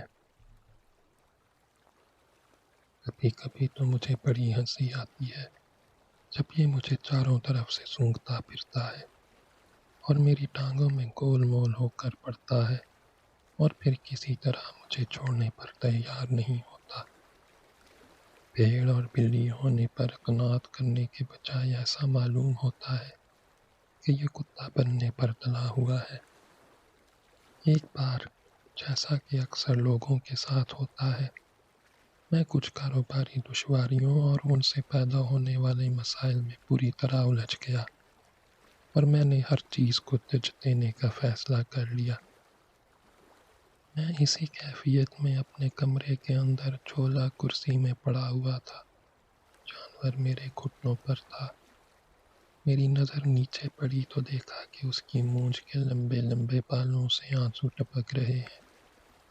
یہ میرے آنسو تھے یا جانور کے آنسو تھے یا پیڑ کی روح والی اس بلی کے دل میں انسانی جذبات بھی تھے؟ مجھے اپنے باپ سے زیادہ میراث نہیں ملی، لیکن یہ ترکہ دیکھنے کے قابل ہے۔ اس میں دونوں جانوروں کا اضطراب ہے، بلی کا بھی اور بھیڑ کا بھی۔ کو خود یہ جانور ایک دوسرے سے متغیر ہیں۔ یہی وجہ ہے کہ اس کی کھال اس کے جسم پر تنگی کرتی معلوم ہوتی ہے۔ کبھی کبھی یہ آرام کرسی پر چھلانگ مار کر میرے پاس آ جاتا ہے، اپنی اگلی ٹانگیں میرے کندھے پر ٹیک دیتا ہے اور اپنی تھوتنی میرے کان سے لگا دیتا ہے۔ بالکل ایسا معلوم ہوتا ہے کہ یہ مجھ سے کچھ کہہ رہا ہے، اور سچ مچ یہ اس کے بعد اپنا سر گھماتا ہے اور یہ دیکھنے کے لیے کہ اس کی بات نے کیا اثر کیا، مجھ پر نظریں جما دیتا ہے، اور اس کی خاطر سے میں ایسا ظاہر کرتا ہوں کہ میں اس کی بات سمجھ گیا اور سر ہلا دیتا ہوں۔ تب یہ فرش پر کود پڑتا ہے اور خوشی سے ناچنے لگتا ہے۔ کسائی کا چھرا شاید اس جانور کو چھٹکارا دلا دے، لیکن میں اس کو اس سے محروم رکھوں گا، اس لیے کہ یہ میرا ورثہ ہے۔ اس کو انتظار کرنا ہوگا حتیٰ کہ اس کی جان خود ہی اس کے جسم سے نکل جائے۔ حالانکہ یہ کبھی کبھی مجھ کو انسان کی سی ہوشیار آنکھ سے گھورنے لگتا ہے جو مجھے وہ کام کر ڈالنے کے لیے للکارتی ہے جس کے بارے میں ہم دونوں سوچ رہے ہیں۔ ختم شد۔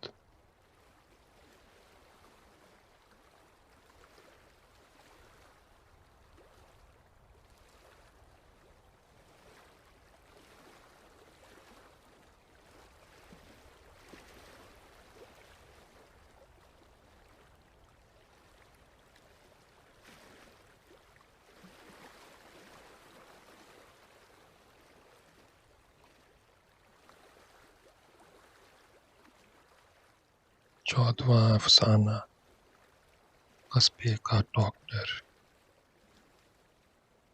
میں بڑی الجھن میں تھا۔ 10 میل دور کے ایک گاؤں میں ایک بہت بیمار مریض میری راہ دیکھ رہا تھا۔ میرے اور اس کے درمیان کے تمام وسیع خلاؤں کا تیز برفانی طوفان نے پر کر رکھا تھا۔ میرے پاس ایک گھوڑا گاڑی تھی۔ یہ بڑے پہیوں والی ہلکی گاڑی تھی جو ہماری دیہاتی سڑکوں کے لیے بالکل مناسب تھی۔ میں پوستین میں لپٹا ہوا، آلات کا بیگ سنبھالے، چلنے کے لیے بالکل تیار، صحن میں کھڑا ہوا تھا، مگر کوئی گھوڑا نہیں مل رہا تھا، کوئی گھوڑا نہیں۔ میرا اپنا گھوڑا ان برفیلے جاڑوں کی تکان سے نڈھال ہو کر گزشتہ رات کو مر گیا تھا۔ میری خادمہ لڑکی اب گاؤں بھر میں بھاگتی پھر رہی تھی کہ کہیں سے کوئی گھوڑا مانگے مل جائے، لیکن محض بیکار۔ یہ میں جانتا تھا اور بے بسی کے عالم میں کھڑا ہوا تھا۔ میرے اوپر برف کی تہوں پر تہیں جمتی چلی جا رہی تھیں اور میرا جنبش کرنا مشکل سے مشکل تر ہوتا جا رہا تھا۔ लड़की फाटक में दाखिल होती दिखाई दी, अकेली, और उसने लालटेन लहरा दी। जाहिर है ऐसे वक्त में ऐसे सफ़र के लिए कौन अपना घोड़ा देता। मैं एक बार फिर लपकता हुआ सहन से निकला। मुझे कोई चारागार नज़र न आता था। मैंने बौखलाहट में सूरों का बाड़ा जो 1 साल से खाली पड़ा था, उसके टूटे फूटे दरवाजे पर एक ठोकर मारी। दरवाज़ा धड़ से खुल गया और अपने कलाबों पर इधर उधर घूमने लगा। उसमें से घोड़े की बदन की सी बू का भपका बाहर निकला। अंदर अस्तबल की टिमटिमाती हुई लालटेन एक रस्सी में झूल रही थी। उस तंग नीची जगह में घुटनों के बल दबके हुए एक आदमी का नीली आंखों वाला कुशादा चेहरा नजर आया। घोड़े जोत दूं? उसने रेंग कर बाहर आते हुए पूछा। मेरी समझ में नहीं आ रहा था कि क्या कहूँ। मैं महज ये देखने के लिए झुक गया कि बाड़े के अंदर और क्या क्या है। खादमा लड़की मेरे बराबर ही खड़ी हुई थी। आपको तो कभी पता नहीं होता कि आपको खुद अपने घर में क्या मिलने जा रहा है, वो बोली, और हम दोनों हंस पड़े।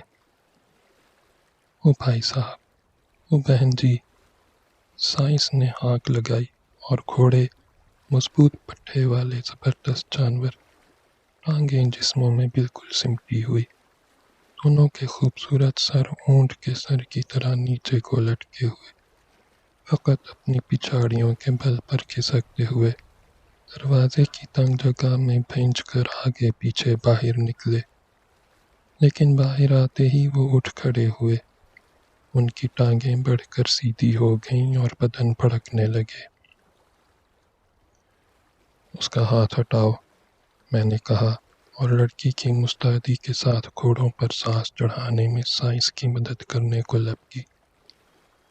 लेकिन वो उसके पास पहुंची ही थी कि साइंस ने उसे दबोच लिया और अपना चेहरा उसके चेहरे से बढ़ा दिया। वो चीख पड़ी और मेरे पास भाग आई। उसके रुखसार पर दांतों की 2 कतारों के सुर्ख निशान उभर आए थे। जंगली कहीं का, मैं गज़बनाक होकर दहाड़ा। क्या चापके खाने को जी चाह रहा है? लेकिन उसी लम्हे मुझे ख्याल आ गया कि ये आदमी अजनबी है।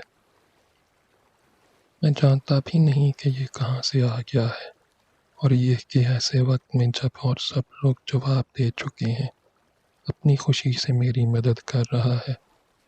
उसको जैसे मेरे ख्यालात की खबर हो गई, इसलिए कि उसने मेरी तहदीद का ज़र्रा भी बुरा न माना, बल्कि उसी तरह घोड़े कसने में लगा रहा, और बस एक बार वो मेरी तरफ मुड़ा। बैठिए, तब उसने कहा, और वाकई सब तैयार था। मैंने देखा, घोड़ों की ऐसी शानदार जोड़ी कभी मेरी सवारी में नहीं आई थी, और मैं खुशी खुशी गाड़ी में बैठा। लेकिन मैं चला जाऊंगा, तुम्हें रास्ता नहीं मालूम? मैंने कहा। बिल्कुल, वो बोला, मैं आपके साथ चल ही नहीं रहा हूँ, मैं रोज़ के पास रहूँगा। नहीं, रोज़ उस धड़के के साथ कि उसकी शामत आग कर रहेगी। चीखती हुई घर के अंदर भाग गई। मैंने उसका दरवाज़ा बंद करके कुंडी चढ़ाने की खड़खड़ाहट सुनी। मैंने कुफल में कुंजी घूमने की आवाज़ सुनी। मज़ीद पर मैं देख रहा था कि किस तरह वो भागते में ड्योढ़ी और दूसरे कमरों की रोशनियां बुझाती जा रही थी, ताकि पकड़े जाने से बच सके। तुम मेरे साथ चल रहे हो? मैंने साइस से कहा, वरना मैं नहीं जाता। मेरा जाना ज़रूरी ही सही, लेकिन मैं उसकी ये कीमत तो देने से रहा कि लड़की को तुम्हारे हवाले कर दूं। हर्र, उसने कहा, ताली बजाई और गाड़ी हवा हो गई, जैसे बाढ़ पर आए हुए दरिया में लकड़ी का लट्ठा। मैं बस साइस के धावे से अपने घर का दरवाज़ा चिरचिरा के टूटने की आवाज़ ही सुन पाया। اور پھر طوفان نے میرے حواس پر گھونسے مار مار کر مجھے بہرا اور اندھا کر دیا، لیکن یہ صرف ایک لمحے کے لیے، کیونکہ یوں جیسے میرے مریض کا پڑا میرے احاطے کے دروازے سے ملک ہو گیا ہو۔ میں وہاں پہنچا ہوا تھا، گھوڑے چپ چاپ کھڑے تھے، طوفان تھم چکا تھا، چاندنی سارے میں پھیلی ہوئی تھی۔ میرے مریض کے ماں باپ لپکتے ہوئے گھر سے باہر نکلے، اس کی بہن ان کے پیچھے پیچھے۔ مجھ کو گاڑی میں سے قریب قریب اٹھا لیا گیا۔ ان کی بہکی بہکی باتوں کا ایک لفظ بھی میری سمجھ میں نہ آیا۔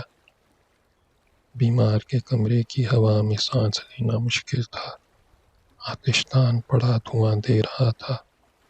میں نے چاہا کہ کوئی کھڑکی کھول دوں، لیکن پہلے مجھے اپنے مریض کو دیکھنا پڑا، سوکھا، سہما، بخار بالکل نہیں، بدن نہ ٹھنڈا نہ گرم، آنکھیں خالی خالی، جسم قمیض سے محروم۔ اس نوجوان نے پروں کی رضائی کے نیچے سے خود کو ابھارا، اپنے بازو میری گردن میں حمائل کر دیے اور چپکے سے میرے کان میں کہا، ڈاکٹر، مجھے مر جانے دو۔ میں نے کمرے میں چاروں طرف دیکھا، کسی نے یہ بات سنی نہیں تھی۔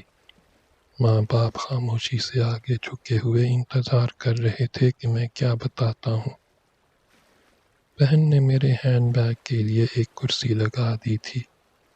میں بیگ کھول کر اپنے آلات کو ٹٹولنے لگا۔ نوجوان اپنی درخواست کی یاد دہانی کے لیے اپنے پلنگ پر سے مجھے جکڑے ہوئے تھا۔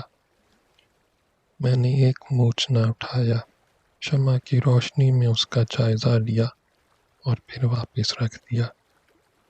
ہاں، میں نے کافرانہ انداز میں سوچا، ایسی حالت میں دیوتا کام آتے ہیں، کھویا ہوا گھوڑا بھیج دیتے ہیں، وچلت کی وجہ سے اس کے ساتھ ایک کا اضافہ کر دیتے ہیں، اور سب سے بڑھ کر یہ کہ ایک عدد سائز بھی عطا کرتے ہیں۔ اور اب جا کر مجھے روز کا پھر خیال آیا، میں کیا کروں؟ میں اسے کیوں کر بچاؤں، ایسے گھوڑے لے کر جو میرے قابو میں نہیں ہے؟ میں 10 میل کے فاصلے پر اسے اس سائز کے نیچے سے کس طرح گھسیٹ لوں؟ یہ گھوڑے، کسی طرح اب انہوں نے اپنی باگیں ڈھیلی کر لی تھیں، باہر سے ڈھکیل کر کھڑکیاں کھول دی تھیں، نہیں معلوم کس طرح۔ دونوں اپنا اپنا سر ایک کھڑکی میں ٹھونسے ہوئے تھے، اور گھر والوں کی تحیر زدہ چیخوں سے بے نیاز کھڑے مریض کو تک رہے تھے۔ بہتر ہے کہ فوراً واپس چلا جائے، میں نے سوچا، جیسے گھوڑے مجھے واپسی کے سفر کے لیے بلا رہے ہوں۔ تاہم میں نے مریض کی بہن کو، جو سمجھ رہی تھی کہ مجھے گرمی سے چکر آ گیا ہے، اپنا سموری کوٹ اتار لینے دیا۔ رم کا ایک گلاس میرے لیے بھرا گیا۔ مریض کے باپ نے میرا کندھا تھپ تھپایا، مجھے اپنا خزانہ بخش کر وہ اس بے تکلفی کا مجاز ہو گیا۔ میں نے سر ہلا کر انکار کر دیا۔ اس بڈھے کے ذہن کی تنگنائی میں یہ خیال سما گیا تھا کہ میری طبیعت خراب ہے، چنانچہ شراب پینے سے میرے انکار کا یہی ایک سبب تھا۔ ماں بستر کے پاس کھڑی تھی اور مجھے وہاں آنے کے لیے پرچا رہی تھی۔ مجھے جھکنا پڑا۔ ایک گھوڑا گھر کی طرف منہ کر کے زور سے ہنہنایا اور میں نے نوجوان کے سینے پر اپنا سر رکھ دیا۔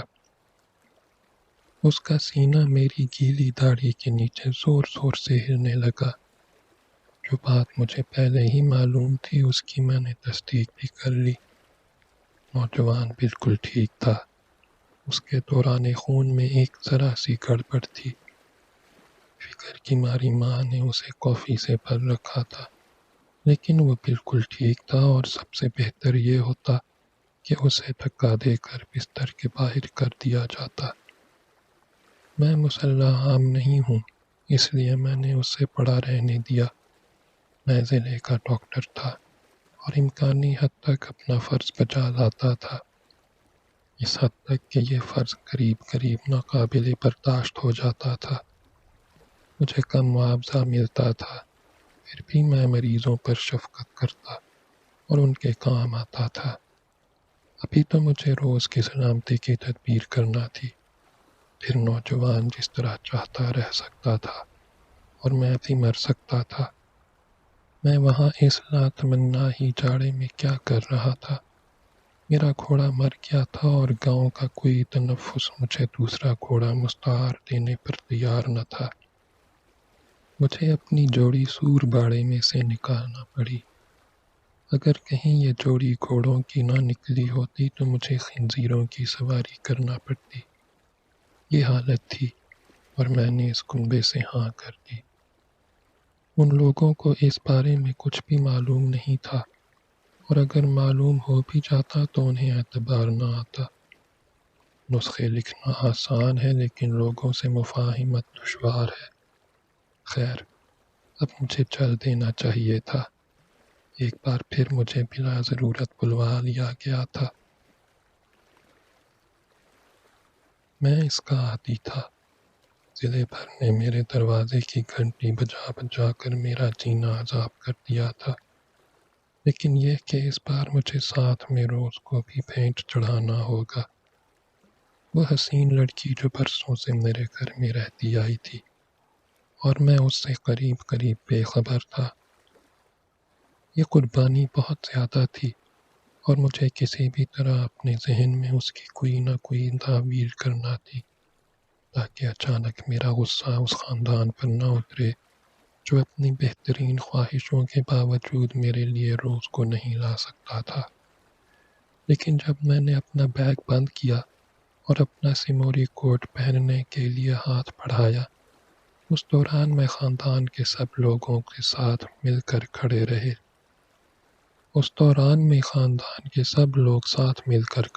تھے۔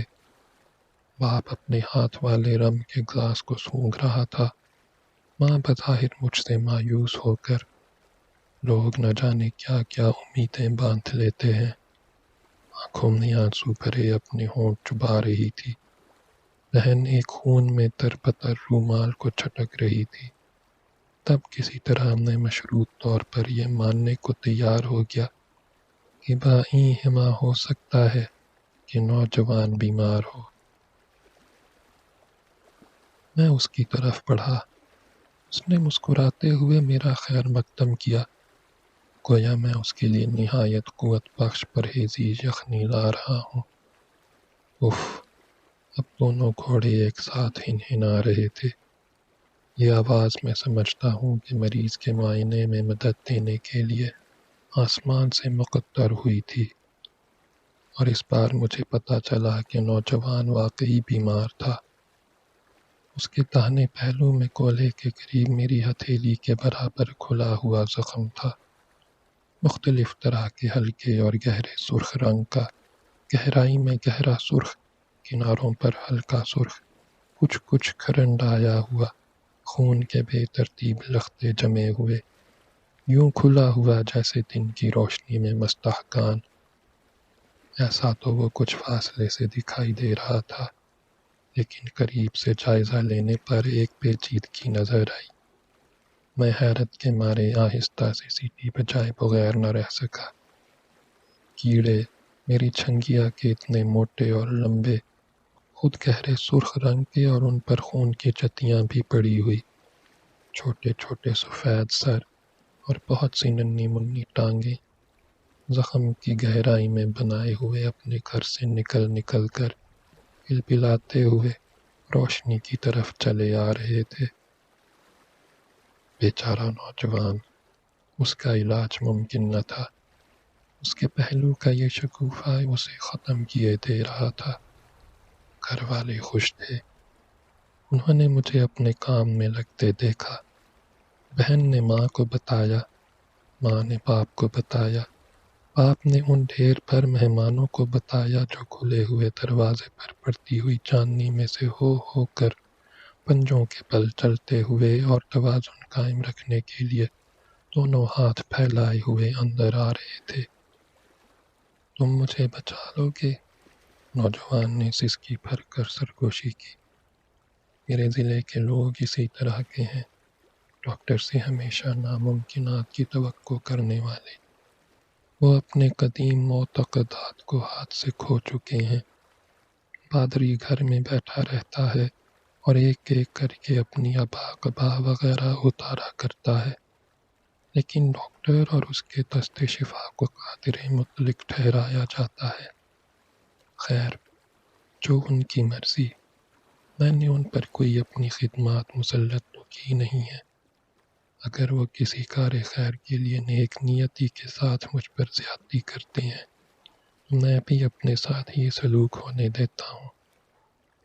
مجھ بوڑھے قصبائی ڈاکٹر کو، جس سے اس کی ملازمہ چھین لی گئی ہو، اس سے بڑھ کر اور کیا چاہیے؟ اور اس لیے وہ لوگ آئے، گھر والے اور گاؤں کے بڑے بوڑھے، اور میرے کپڑے اتارنے لگے۔ مکان کے سامنے ایک اسکول کی کورس پارٹی ٹیچر کی سربراہی میں یہ بول نہایت ہی سادہ دھن میں گانے لگی: اس کے کپڑے اتار لو، تبھی یہ ہمارا علاج کرے گا، اور اگر نہ کرے اسے مار کے ڈال دو، جرا ہی تو ہے، جرا ہی تو ہے۔ تب میرے کپڑے اتر گئے اور میں ان لوگوں کی طرف خاموشی سے دیکھنے لگا۔ میری انگلیاں میری داڑھی میں تھیں اور میرا سر ایک طرف کو ڈھلکا ہوا تھا۔ میرے اوسان بالکل بجا تھے اور میں اس صورتحال کا سامنا کر سکتا تھا اور کرتا رہا۔ بہرحال میرے لیے اور کوئی چارہ بھی نہ تھا، اس لیے کہ اب ان سب نے مجھے سر اور پیروں سے پکڑ لیا تھا اور مجھے بستر کی طرف لیے جا رہے تھے۔ انہوں نے مجھ کو بستر پر دیوار سے ملا کر لٹا دیا، زخم کی جانب۔ پھر وہ سب کمرے سے نکل گئے، دروازہ بند کر دیا گیا، گانا رک گیا، بادلوں نے چاند کو ڈھک لیا۔ بستر میرے گرد گرم تھا، کھلی ہوئی کھڑکیوں میں گھوڑوں کے سر پرچھائیوں کی طرح ہل رہے تھے۔ تمہیں پتہ ہے، ایک آواز نے میرے کان میں کہا، مجھے تمہارے اوپر بہت کم بھروسہ ہے، تمہیں یہاں لا کر پھینک دیا گیا ہے، تم اپنے پیروں سے تھوڑی آئے ہو، میرے کام آنے کے بجائے تم مجھے میرے بستر مرگ پر پیسے ڈال رہے ہو۔ میرا جی تو چاہ رہا ہے کہ تمہاری آنکھیں کھرچ کر نکال لوں۔ درست، میں نے کہا، بات تو بڑی شرم کی ہے، اور میں پھر بھی ڈاکٹر ہوں، میں کیا کروں؟ یقین کرو مجھے خود بھی کوئی بہت اچھا نہیں لگ رہا۔ کیا مجھے بس اس معذرت پر صبر کر لینا ہے؟ اف، مجھے یہی کرنا ہوگا، اس کے سوا میں کچھ نہیں کر سکتا۔ مجھے ہمیشہ سب کچھ چیرنا پڑتا ہے، لے دے کر ایک عمدہ سا زخم ہے جو میں دنیا میں لایا ہوں، میرے لیے بس اسی کو مقدر کیا گیا ہے۔ میرے دوست، میں نے کہا، تمہاری غلطی یہ ہے، تمہاری نگاہ میں وسعت نہیں۔ میں دور و نزدیک کے تمام مریضوں کے یہاں جا چکا ہوں، اور میں تم کو بتاتا ہوں، تمہارا زخم کوئی ایسا بہت خراب نہیں ہے، کسی تنگ گوشے میں تیشے کی 2 ضربتوں سے آیا ہے۔ بہت سے لوگ اپنا پہلو پیش کر دیتے ہیں اور جنگل میں تیشے کی آواز انہیں بمشکل سنائی پڑتی ہے، اور اس کا تو انہیں اور بھی کم احساس ہوتا ہے کہ آواز ان کے قریب تر آتی جا رہی ہے۔ واقعی ایسا ہی ہے یا تم مجھے بخار میں آ کر بہکا رہے ہو؟ واقعی ایسا ہی ہے، ایک سرکاری ڈاکٹر کی پوری ذمہ داری سے کہی ہوئی بات مانو۔ اور اس نے بات مان لی اور چپکا لیٹ رہا، لیکن اب میرے لیے فرار کی سوچنے کا موقع تھا۔ گھوڑے ابھی تک اپنی جگہ پر جمے ہوئے کھڑے تھے۔ میں نے جلدی جلدی اپنے کپڑے، اپنا سموری کوٹ، اپنا بیگ اٹھایا۔ میں کپڑے پہننے میں وقت ضائع نہیں کرنا چاہتا تھا۔ گھوڑے جس رفتار سے آئے تھے، اگر اسی رفتار سے گھر کو واپس جاتے تو مجھ کو فقط اس بستر سے اپنے بستر پر چھلانگ لگا دینا تھی۔ ایک گھوڑا بڑی فرما برداری کے ساتھ کھڑکی سے پیچھے ہٹ گیا۔ میں نے اپنا بنڈل گاڑی میں پھینک دیا، सिमोरी कोर्ट का निशाना चूक गया और वो एक आनकड़े में महज आस्तीन से अटक कर रह गया। यही बहुत था। मैंने खुद एक घोड़े पर जस्त लगा दी। बर्फ में बागें घिसटती हुई एक घोड़ा दूसरे के साथ यूं ही सा बंधा हुआ, पीछे पीछे गाड़ी डगमगाती हुई, मेरा सिमोरी कोर्ट सबसे पीछे। अरोर, मैंने कहा, लेकिन घोड़ों ने रफ्तार नहीं पकड़ी। धीरे धीरे फिरतूत बूढ़ों की तरह हम बर्फीले पिंजर में रेंगने लगे। हमारे पीछे बच्चों का नया मगर बेमहल तराना देर तक गूंजता रहा। खुश हो जाओ सब मरीजों, डॉक्टर को तुम्हारे साथ बिस्तर में लिटा दिया गया है। इस रफ्तार से मैं कभी घर नहीं पहुंच सकता। मेरा चलता हुआ मतलब चौपट हो गया है। मेरा जानशीन मेरे साथ खियानत कर रहा है, लेकिन बेसूद, क्योंकि वह मेरी जगह नहीं ले सकता। मेरे घर में गरमाया हुआ साइंस बिफर रहा है, रोज़ उसका शिकार है। मैं अब इस बारे में और कुछ सोचना नहीं चाहता। नंगा, इस बदतरीन दौर के पाले में खुला हुआ, अर्जी गाड़ी, गैर अर्जी घोड़ों की सवारी पर मैं इतना बूढ़ा आदमी भटकता फिर रहा हूँ। मेरा सिमोरी कोट गाड़ी की पुश्त पर लटक रहा है, मगर मैं उस तक पहुँच नहीं सकता, और मेरे गिने चुने मरीजों में से कोई उंगली तक नहीं हिलाता। दगा दगा, रात को घंटी की झूठी आवाज़ का एक बार जवाब दे दिया गया। अब उसकी तलाफी नहीं हो सकती, कभी नहीं। ख़त्म शुद।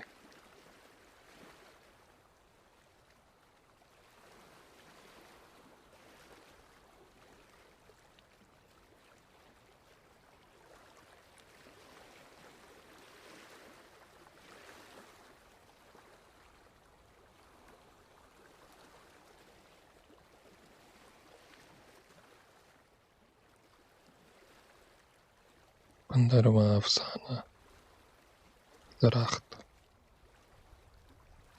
ऐसा है कि हम बर्फ़ में दरख्तों के तनों की तरह हैं। देखने में वो ढीले ढाले पड़ते होते हैं, और एक हल्का सा धक्का उन्हें लड़काने के लिए काफ़ी होना चाहिए। नहीं, ऐसा नहीं किया जा सकता, इसलिए कि वो ज़मीन में पैंठे हुए हैं। अगर देखिए ना, खुद ये भी दिखावा ही तो है। ख़त्म शुद।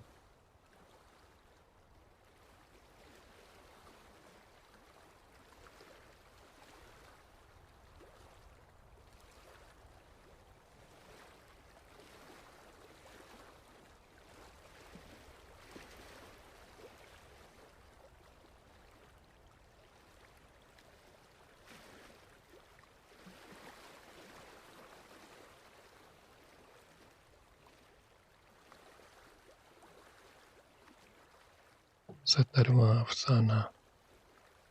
हमारे यहाँ एक नया वकील आया है, डॉक्टर बेसफेलस।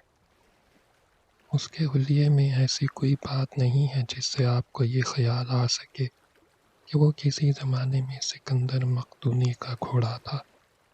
हाँ, अगर आप उसकी कहानी से वाकिफ़ हों तो अलबत्ता आपको कुछ ऐसा महसूस हो सकता है। लेकिन अभी एक दिन जब वो कचहरी के अगले संगी ज़ीनों पर इतने ज़ोर ज़ोर से चढ़ रहा था कि ज़ीने उसके पैरों तले गूंज रहे थे, तो मैंने देखा कि एक मामूली सा अर्दली जो रेस में पाबंदी के साथ छोटी मोटी बाजियां लगा लगा कर घोड़ों को आंकने में खूब मशाक हो गया है, वो भी उसका तारीफ़ी निगाहों से जायज़ा ले रहा था। मजमूई हैसियत से वकीलों को अपनी जमात में बेसफेलस का दाखिल होना अच्छा लगा है। लोग हैरत ख़ेज़ बसीरत से काम लेकर ख़ुद से कहते हैं कि मौजूदा मुआशरे का जो हाल है, उसको देखते हुए बेसफेलस खासी मुश्किल में पड़ा हुआ है। इसलिए, और तारीख़ आलम में उसकी अहमियत के लिहाज से भी, बेसफेलस कम अज़ कम इसका हक़ ज़रूर रखता है कि उसका दोस्ताना खैर मकदम किया जाए। کون انکار کر سکتا ہے کہ اس زمانے میں کوئی سکندر اعظم نہیں ہے؟ ایسے لوگ تو بہت تیرے ہیں جو جانتے ہیں کہ لوگوں کو کس طرح ہلاک کیا جائے۔ دعوت کی میز پر جا کر کسی دوست کو نیزے سے چھید دینے میں جو مہارت درکار ہوتی ہے اس کی کمی نہیں ہے، اور بہتوں کے نزدیک مقدونیہ بہت تنگ جگہ ہے، چنانچہ وہ فیلکوس کو جو پاپ تھا کوستے ہیں، لیکن ہندوستان تک کا راستہ کوئی نہیں بتا سکتا، کوئی بھی نہیں۔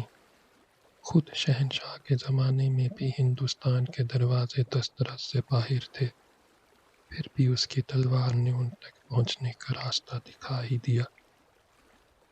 آج اس سے زیادہ دور دست اور بلند مقامات کے دروازے اتر چکے ہیں، لیکن کوئی راستہ نہیں دکھاتا۔ تلواریں لے کر چلتے تو بہت تیرے ہیں، لیکن ان کو صرف ہوا میں چلانے کے لیے، اور جو آنکھ ان کے ساتھ چلنے کی کوشش کرتی ہے وہ چندیا کر رہ جاتی ہے۔ اس لمحے شاید واقعی سب سے بہتر یہ ہے کہ وہی کیا جائے جو بزفیلس نے کیا، اور خود کو قانون کی کتابوں میں غرق کر دیا جائے۔ اب کہ اس کی کمر پر کسی سوار کی رانوں کا دباؤ نہیں ہے، جنگ کے شور و غوغا سے دور لیمپ کی پرسکون روشنی میں وہ ہمارے قدیم مجلدات کے اوراق دیکھتا اور پلٹتا رہتا ہے۔ ختم شد۔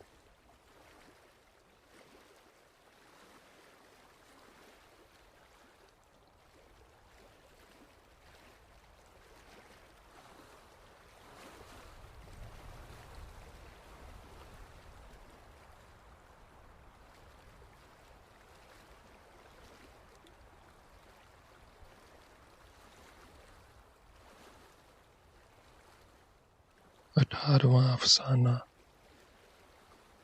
اگلا گاؤں۔ میرے دادا کہا کرتے تھے، زندگی حیرت خیز حد تک مختصر ہے۔ میں تو جب اپنی زندگی پر نظر کرتا ہوں تو یہ اتنی قلیل معلوم ہوتی ہے کہ مثال کے طور پر میری سمجھ میں نہیں آتا کہ کوئی نوجوان اس اندیشے کے بغیر اگلے گاؤں کو روانہ ہونے کا ارادہ کس طرح کر سکتا ہے کہ ایسے سفر میں جتنا وقت درکار ہوگا اس کے لیے حادثوں سے قطع نظر ایک پوری خوش و خرم طبیعی زندگی کی مدت بھی کم پڑ سکتی ہے۔ ختم شد۔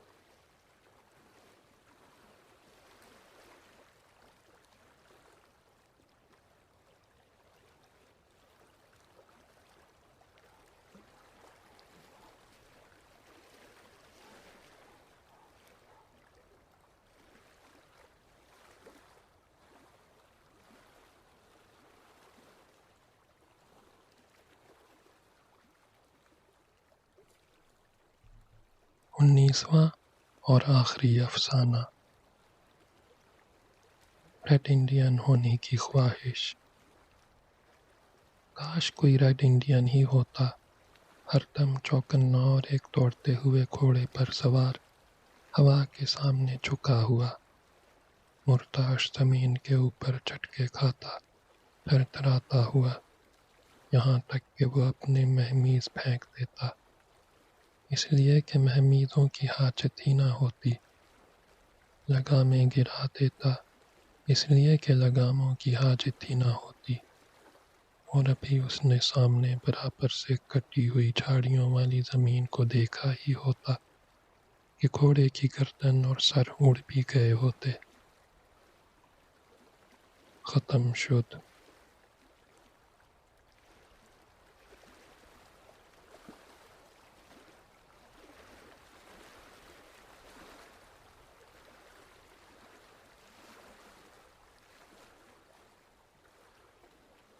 مجھے امید ہے کہ ان افسانوں نے آپ کو بہت سکون دیا ہوگا، اور اس وقت آپ سکون کی نیند سو رہے ہوں گے۔ خدا حافظ۔